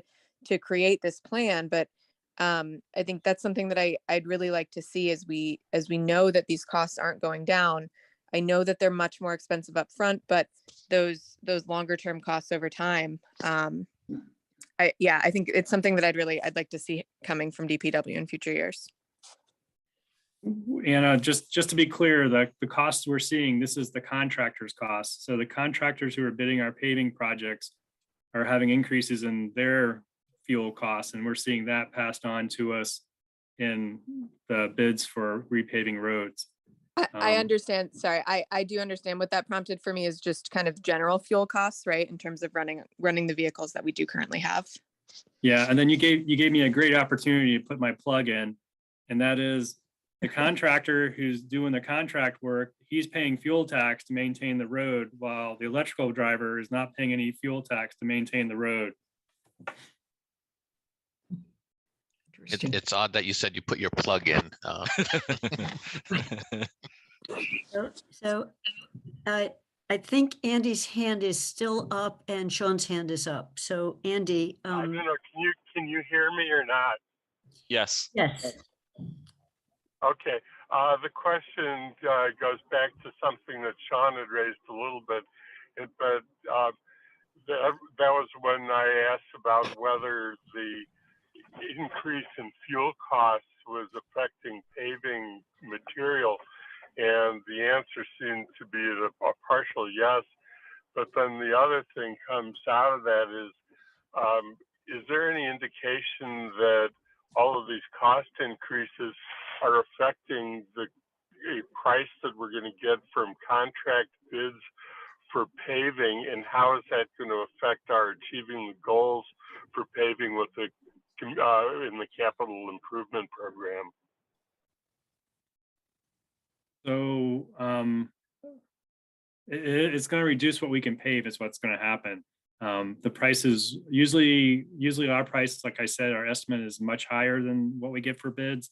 This year it wasn't. So that fluff we had put in the project, we were going to try to pave one more road this year, and we probably will not pave that additional road. So one road out of that group was bid as an option, and that option probably won't happen this year.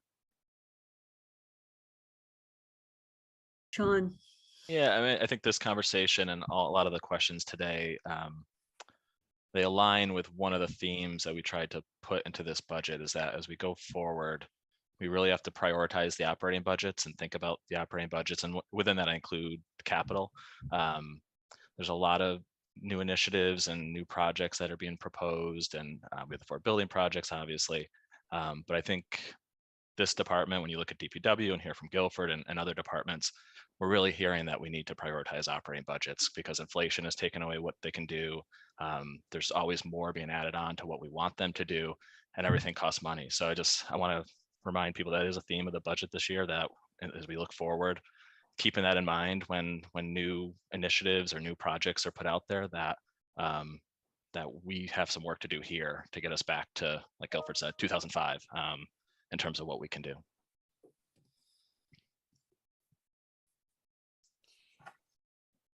Thank you. I think, Lynn, I think I don't see any more hands. Andy's hand is still up, but I think it's just he didn't take it down yet. So I have one more question in the general operating or the operating for DPW before I move on to enterprise funds. This one's around tree and grounds, and it's carryover from other years. Thank you, Bob Hegner. And that is, do we want to remain as a town in the cemetery business? And do we even have a choice? So I'll break that into 2 questions. Mm-hmm. Question 1 is do we want to continue to maintain the cemeteries, which I assume they're town property and we're going to want to maintain them. So that part we're going to probably want to say yes to. The second one is do we want to continuing offering new burial spaces to the residents of Amherst? And the answer to that question is if we do, if we want to do that, we need to buy more land and find another place to expand the cemetery. We have probably about 10 to 12 lots that are not sold at this time. So we have very low inventory of unsold lots. We do have lots that are sold that are empty or usable. So I imagine we would stay in the cemetery business, but will we continue to sell new future lots is really a good question to think about. Okay, there's a follow-on question to that. I happened to come across this piece of information when I was looking at the elementary school lots that are under consideration for the new school. And that is, there's a piece of the Wildwood Cemetery that actually is on the other side of the road. And is there any intention to ever use that? So Wildwood is a private cemetery. We do not maintain Wildwood. Okay, thank you. That right there is the answer to my question. Any other questions on this? Yeah. Bob has his hand up. Yeah. Since we're on tree and ground maintenance, I noticed that you mentioned the issues with ash trees and maple trees from the emerald ash borer. I'm wondering if we're part of the Massachusetts State Department of Agriculture control program, or are we doing it on our own? No, Mr. Snow, he works with the state program and he does coordinate with them a lot. They're really, mostly what they're doing is just monitoring. There hasn't been much treatment coming out of them so far, is my understanding. Okay, thanks. Lynn, I have one, and Guilford, I'm just not sure if I'm switching over to enterprise. Drainage and catch basins. So when water runs off a farm into a ditch and then there's a catch basin, is that you maintaining pipes? Is that And That's part of our stormwater system. so that's part of your storm. So if there are concerns that it's clogged and not getting water, that's farmers contacting you? I mean, meaning you, the DPW? It is. But most of the time, what it comes out to be the problem is that there's a drainage way which never had an easement placed on it. And it was never given to the town to maintain. So then it never fell into our system to maintain. And so we maintain the cross culvert on the road because it's in the public way, but we may not maintain the ditch up into the farmers' fields or from the road back to the stream. And so changing that would be someone would have to go after an easement to allow you to go and do that work. Is that correct? We would need a right of entry or an easement to be on the property. Okay. The other issue is because we haven't maintained it, it isn't in a maintenance program. There would be a lot of permitting that goes with it, which eventually, as part of the stormwater program, our MS4 program, we would actually be bringing in ditches and these things into the program and then making a plan that's in cooperation and in coordination with the conservation department, that these are the ones we maintain and this is how we maintain it. And this is what's allowed. So that's something that will come into the stormwater program at some time. Okay, thank you.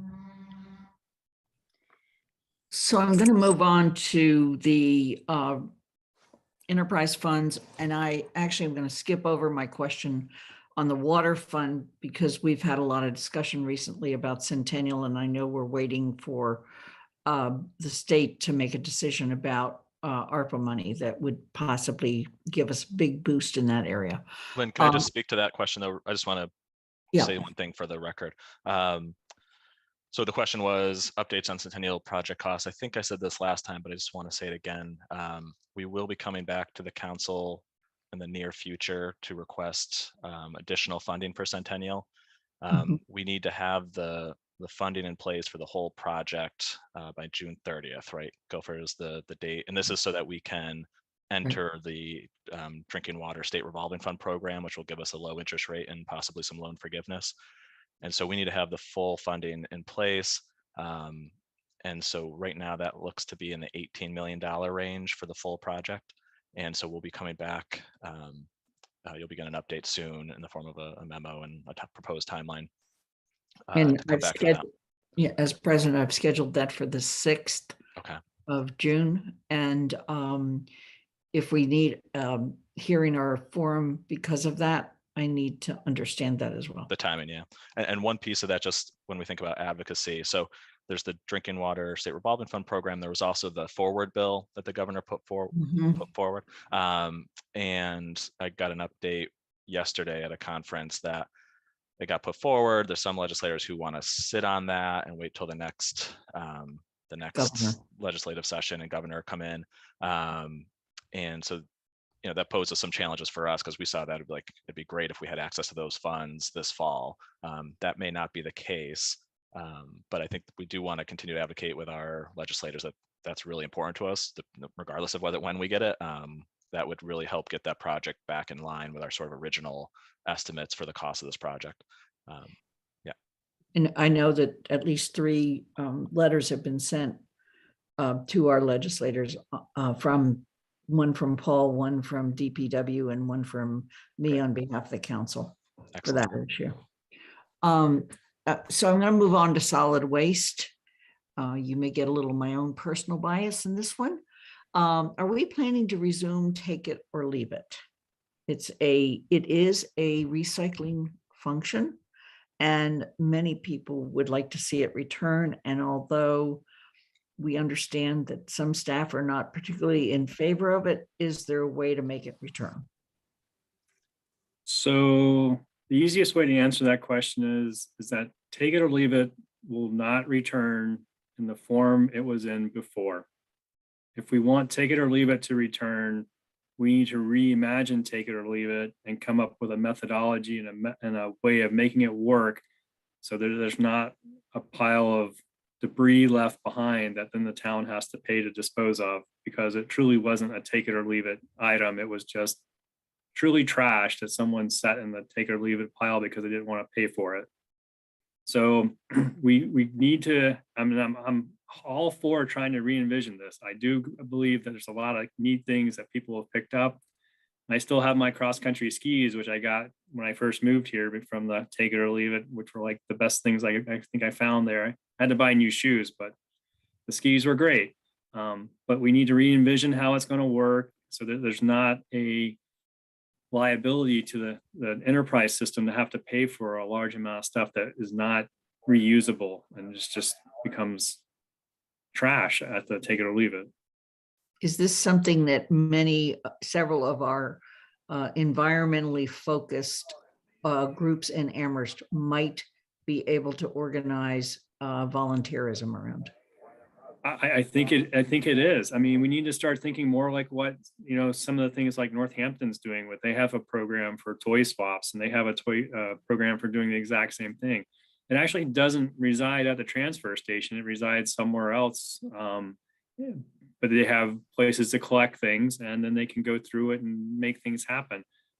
That's really something, that's really not how it needs to kind of come about to be sustainable. Yeah.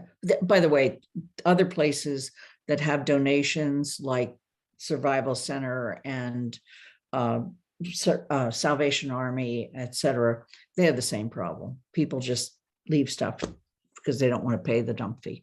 Paul, you had your hand up.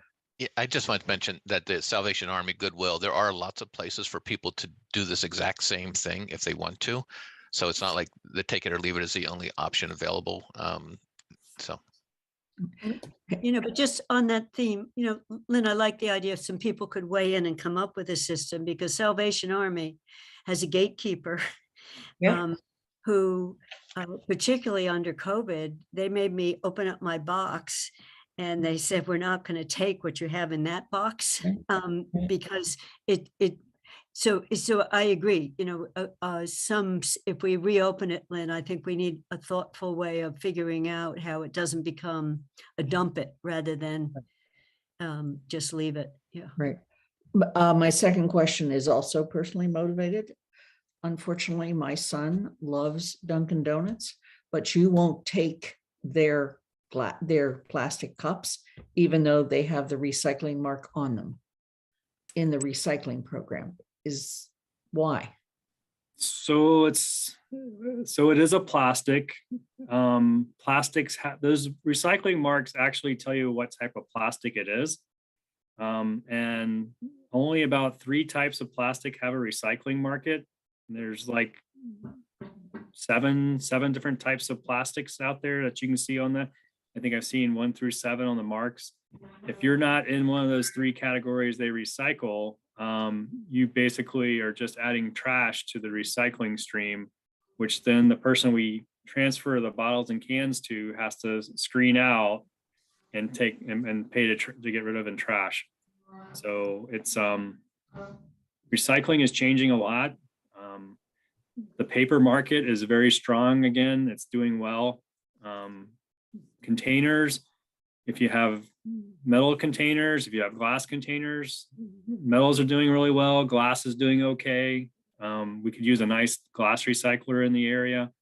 But plastic containers, there's so many people trying to pass their plastic container off as being able to be recycled, but people don't want to recycle them. So it's just clogging up the recycling stream with those containers.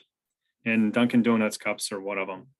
It would be better if Dunkin' Donuts went to a paper cup that can be composted and. Got it. It's for the other question that I had here is basically related to the solar array, but it's on the landfill. So it's not clear what it is. There, at some point, when that solar array is fully connected, it will generate electricity. Is the town going to use that electricity? Are we going to sell that electricity? How will the proceeds of that electricity either be attributed to town departments, or if sold off, where will that money go?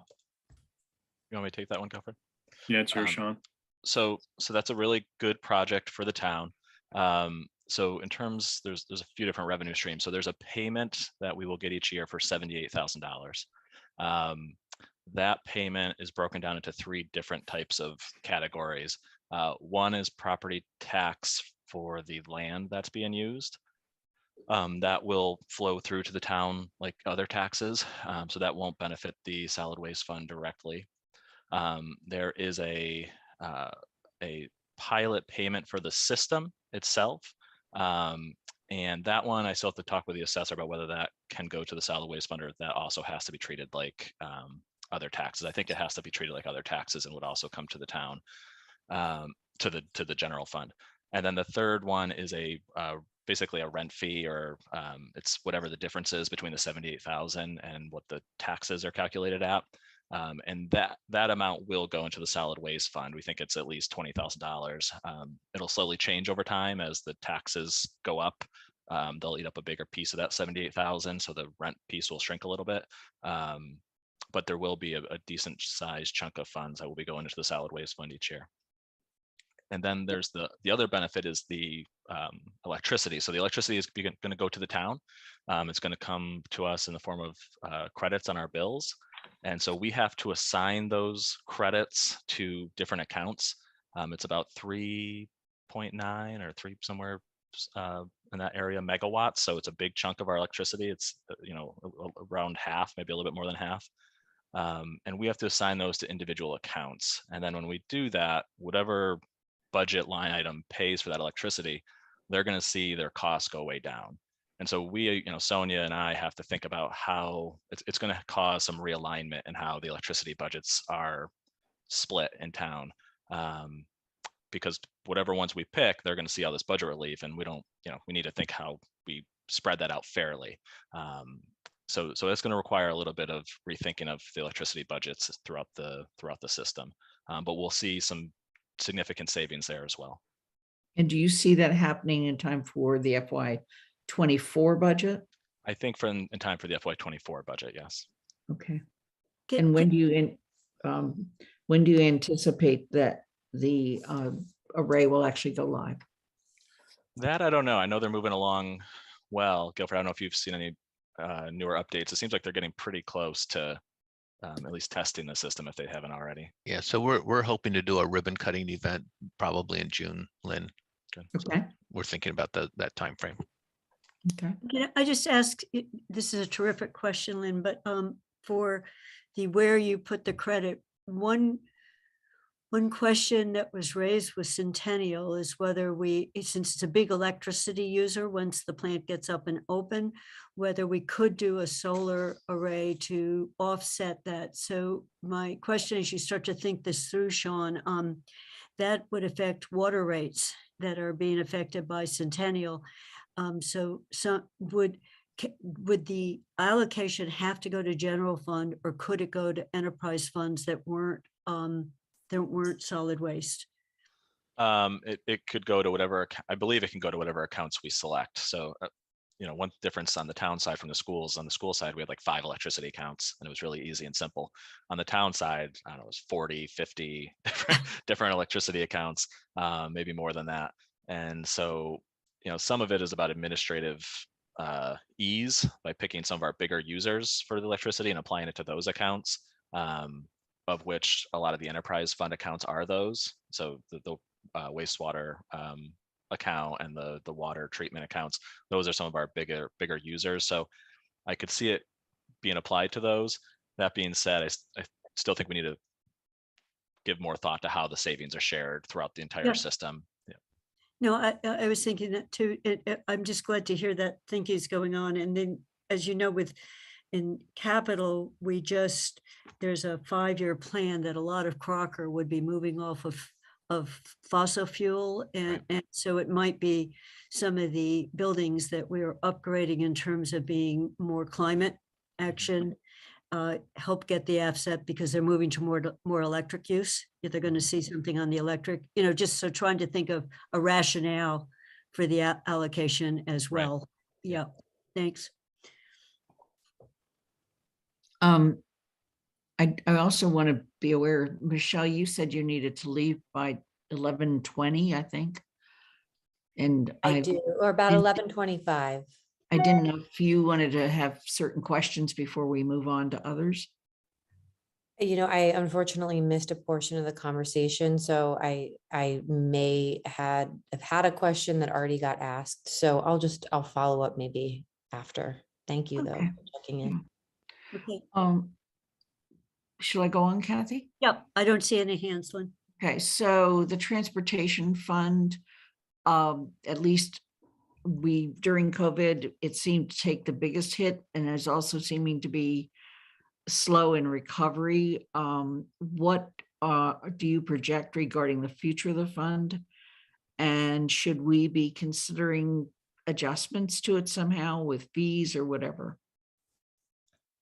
Yeah, I can speak to that a little bit. So the permit system changes that were adopted by the council, that'll help that program long term. Right. I think we'll get a really good sense how far it's come back from the pandemic with the fourth quarter financial report, seeing how much it's been used May through June or April through June. It seems like downtown has been pretty active and pretty busy. So seeing how that compares to the fourth quarter of, let's say, FY19 will be interesting, and we'll get a good sense of what percentage we are getting back. So I don't think we have to make any adjustments right now. We have tried to we have tried to manage expenses in that fund. So we have one parking enforcement, a part-time position that we haven't filled yet. We've left that vacant to try to keep expenses down. We will probably look to fill that in the near future if we see, again, as parking comes back, and we want to make sure all hours are being covered when enforcement needs to be done. We are looking at some infrastructure changes. We've talked about more signage. We've talked about we have to make some decisions in the near future about meters because we have to decide if we're going to stick with the standalone meters or move towards kiosks. I think our interest is probably moving towards kiosks. It's a little cleaner. They can manage multiple spaces, and the information you can pull from them is better in terms of usage, and you can make changes easier. And I think the other thing we see coming up, there's been some changes to parking that we'll have to monitor. There's the North Common project and see how that impacts parking in the future. There are some new developments coming in downtown that will, I think, increase demand for parking. So I think it's on the right track and it's getting back to where it needs to be. There's gonna be a lot of things that will be increasing the demand for parking downtown, which will be good for the fund. I know there's other options the council has to consider around the supply of parking, but I think the demand is going to get back to where it was pretty quickly. Thanks. Guilford has his hand up too. Guilford, go ahead. So one of the other things that is going to impact the transportation fund is, what do we want to do with our downtown? We've been doing the back end angled parking to try as an experiment. We've fit some spaces in. Some people use it quite well, other people don't use it quite well. Do we want to have more parklets? Do we want to take out spaces with parklets? We need to, and we've been talking about this on a holistic type view, is what do we want to start making changes to the downtown? And then those changes may affect what we have for parking spaces on the main roads. So that's something we've been talking about, and we need to continue to kind of focus on, is what do we want? Do we want to make changes downtown? Do we want to start making it bigger sidewalks and have more dining and then moving the parking off the streets? Those are things that really need to happen. I mean, we haven't finished painting the downtown for this season because we're not sure what we want to do. That's just something that's in there to think about too. Where do we stand on the council's vote regarding the back end parking? I think it was the earliest one we did, which is, down in front of Antonio's. Are we still good, or do we need to renew that vote? I think they've expired. Then I think we better get it on a council agenda.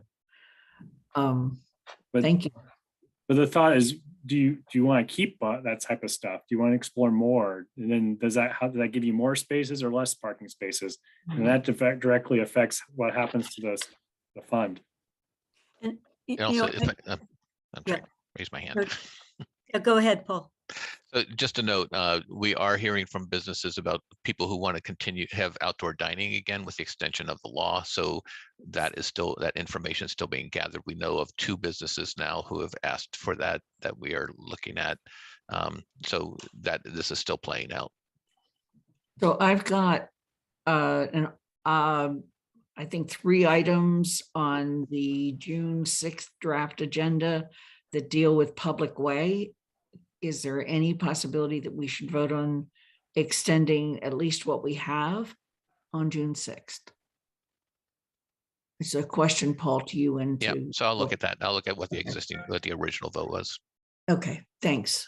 And I just, Lynn, I just want to jump in on the back in parking where Guilford said we've had some experience now with it and some people can or can't manage it. As part of the North Commons lot removal, I was one of the ones who questioned where we were going to do the back end parking on Main Street across from the bookstore. So I just like to feed the experience that we've had with it, because one of the ideas, let's try it out and whether we think that's a good idea before we replicate that just because we said we would do it. And it was to give us 5 spaces, but it's right by the bus stop. And it's right by the turn where the buses come in to that street. So it's less protected than the back end places are that we currently have. So I just want to get whatever experience we have to have people say, wouldn't do it, okay, iffy, whatever.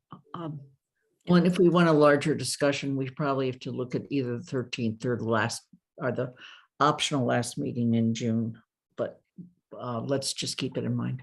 And I wasn't necessarily saying putting it on the same list. I was just saying that North Commons is coming in along the pike. So let's not forget it's got back in parking too. Yeah. So that's the end of my questions on enterprise funds. Bob has his hand up. Yeah, I have one question on the transportation fund. I noticed on page 243 that we're paying $30,000 to the business improvement district and it's coming out of the transportation fund. And I question A, why we're paying that in the first place, and B, why it's coming out of the transportation fund. And I guess the third part is, if we do work for the bid, do we get reimbursed for it? Are we billing them for it? So a number of things. So when the bid was set up, there were 3 partners. There were 4 partners: the business owners, and then there was the Amherst College, UMass, and the town, and we all agreed to contribute a fixed amount. And when the town said, where was that fixed amount coming from, we said the Transportation Improvement Fund, which is funded by parking revenues all from downtown, seemed to be the logical source for that funds, because the Business Improvement District is basically a parking benefit district that supports the local businesses, and there was a logic to drawing from that. I think there are a lot of things the town does to help local businesses. Dpw spends a lot of time, and they're an important constituent in terms of listening to what the concerns are about the downtown infrastructure. But I mean, Guilford's team is, they thank Guilford's team a lot, because the Guilford's team puts out a lot of information, a lot of stuff for Mary Maple and things that benefit the entire town, but it's initiated by the bid. So I think we sort of work more as much in partnership with them, and they contribute, they pay for the $20,000 a year to put lights on the Mary Maple. We help them in different ways by hanging banners or doing things like that.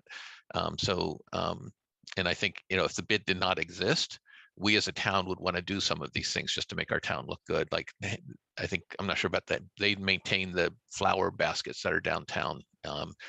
We don't do anything with that, but I think, Guilford, you can correct me, but when they hire hang the Spring is Here banners or graduation season, we hang those because we've got the equipment to do it. Okay, thanks. That's fair enough. Yeah. I just want to check, Kathy. Yeah, you still have a quorum, and yep, I think we still do too. No, we don't. So I'm going to adjourn the council meeting, but that does not mean that the counselors that are in this meeting can't continue to ask questions. They actually can. So the council meeting is adjourned at 11:17. Paul, I had one last piece, and I really want to just Several people have asked about where we are on the DPW facility, and let me just direct it to you versus to Guilford, and there you go. Yeah, so our mission continues to be, to build 4 new buildings, which is the elementary school, the library, a DPW facility, and a fire station. We know that the fire station, the best location for the fire station is the DPW facility. We have looked at many sites. We had one site that was donated by Amherst College that was deemed not to have too much neighborhood opposition on Stanley Street and Southeast Street. Since then, we have struggled to locate a site. We need a number of acres in the town of Amherst that's unencumbered and that meets zoning requirements and is flat and can accommodate a multiple 8 acres probably site. They're not easy to come by. We did an RFP. We had several responses, some from other communities who said, we've got land in Hadley that you could use, and we've looked at those pretty actively. So our mission right now is to find a location, identify a location. We're feeling a lot of urgency on this because we got to get a site, because we got to get these other projects moving, and keep looking at options available. There's additional pressure now because of the increased cost on capital, and our mission hasn't changed, but we will be reviewing. Sean's is updating the model, so the council, once we get through our budget season, he's going to have more time to focus on that. It's a pretty complicated assessment of things. So I think once we get through that, you'll have a better sense of where we're going to be financially, if we have a location or not. And if the council still wants to move forward with them, our mission hasn't changed. We're continuing to move forward on all 4 projects. Okay. And let me just mention that Paul did mention that after budget season is winding down, we have asked Sean to do an update on the model, and the large capital projects actually, in addition to coming under the purview of the council, also comes under the purview of the finance committee.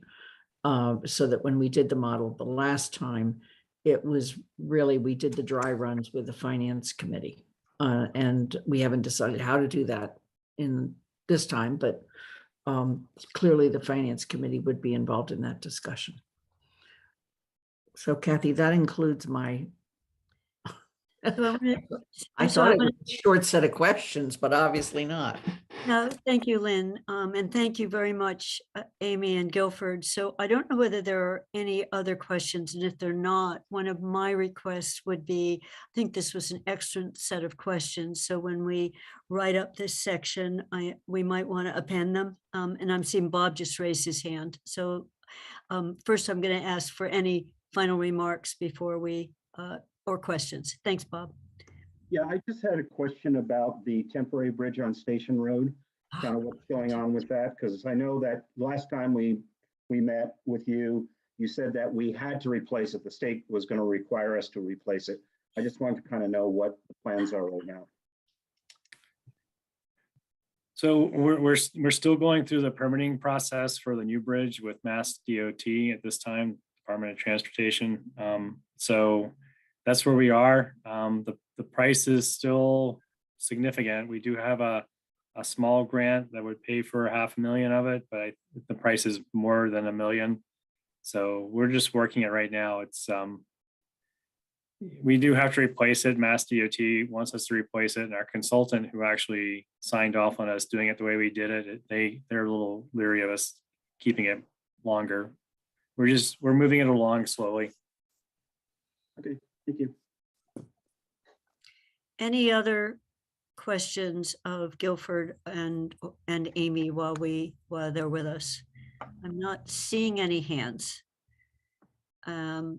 Then I think we will thank you very much. And Lynn's opening remark and we just saw it today, the scope of what you work on is amazing. And the level of which engagement when you're coming back to us. And for those of you who weren't around for last finance time when we did this, one of the things that was impressed on us is how much your teams work with each other, because Bob asked a lot of questions on how do you figure out the salaries, because some people are working sometimes in an enterprise fund and something on. So there's clearly a management to all of this in addition to the permitting and working with the agencies. So we thank you for both being responsive and working on behalf of all of us in town. So thank you.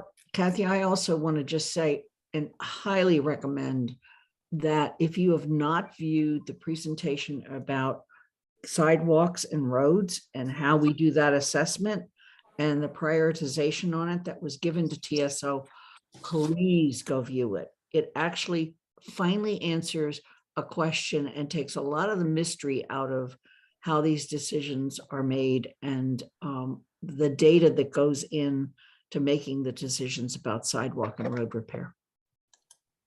We can reflect that also in the report, Lynn, you know, just as a cross reference.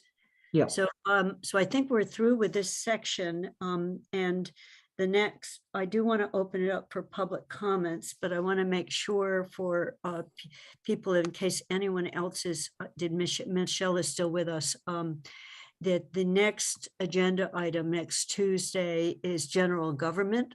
And Sean will be posting, or Sean and Athena will be posting that.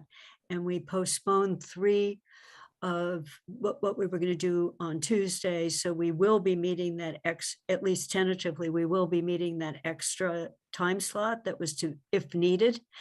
And then the last comment, and I think Andy, let me see if Andy is still here. So I'm just going to say, okay, I'm just going to, okay, so what the process we've used for all of you who have a section is that people have sent Andy a draft paragraph of their section that will become part of our report. And he is planning on sending last year's to everyone so you can see a model. So I just want to make sure we do that.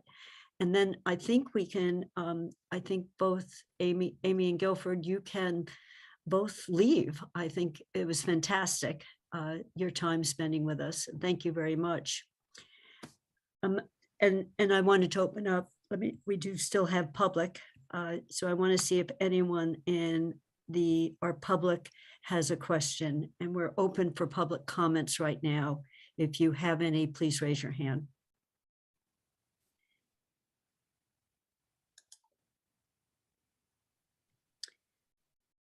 I'm not seeing any.